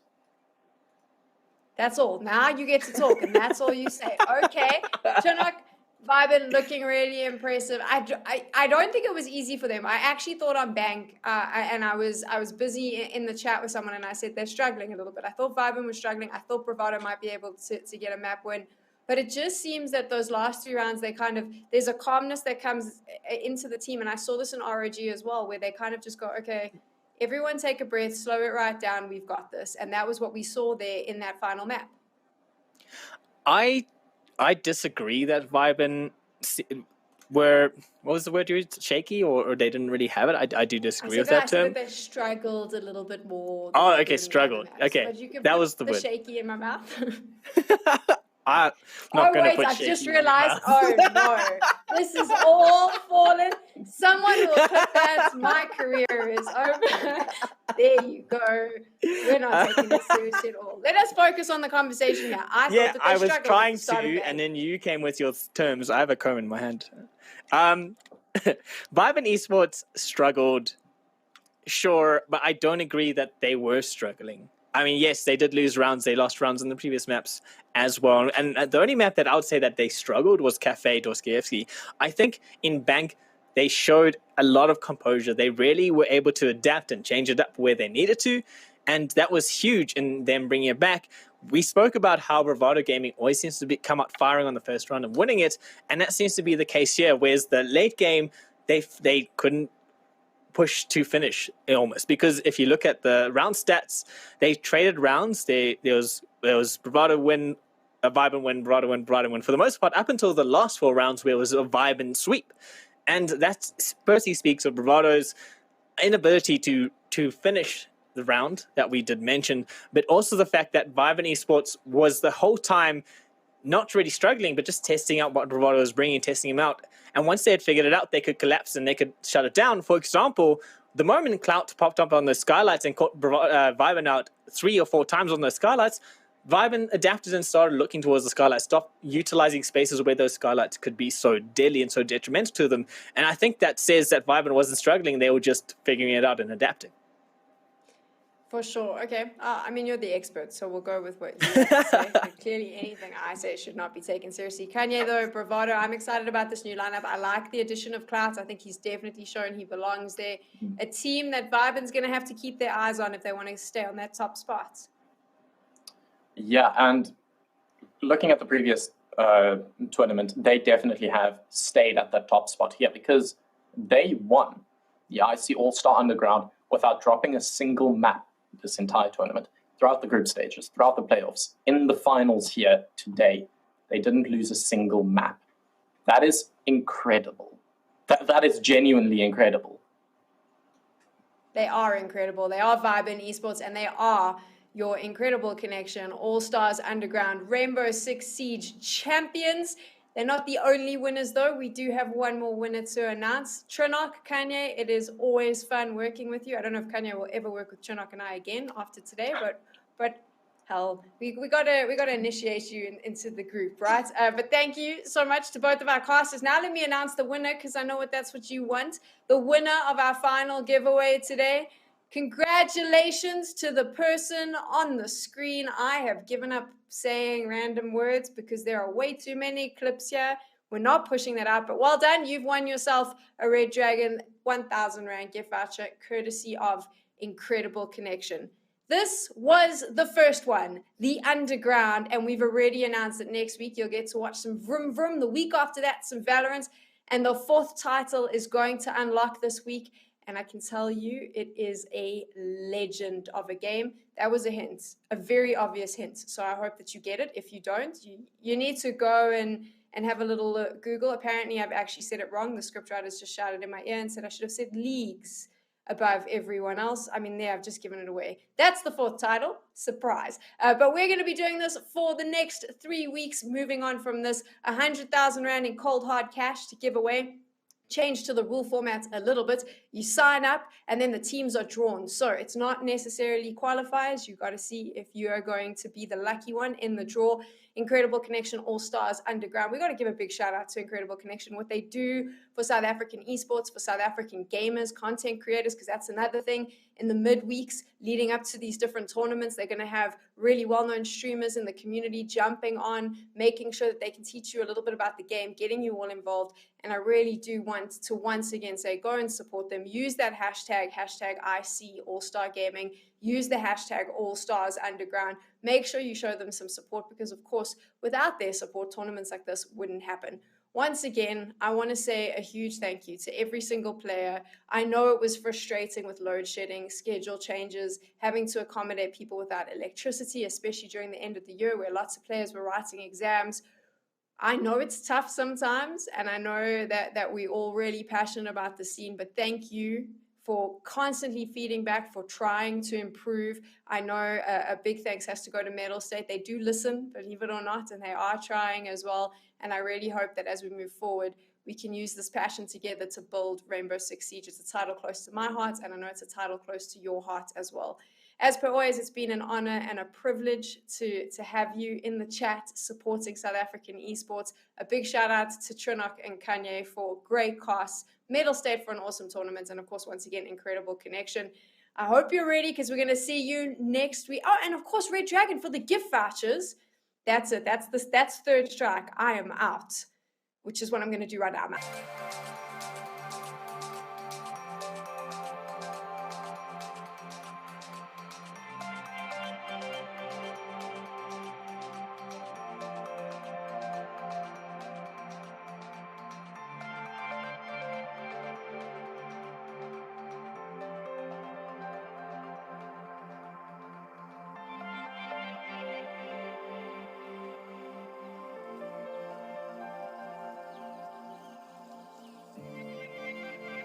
Quiet revival, feel it in my bones, drifting from miles, lost with no sight of home, waves breaking, unraveling in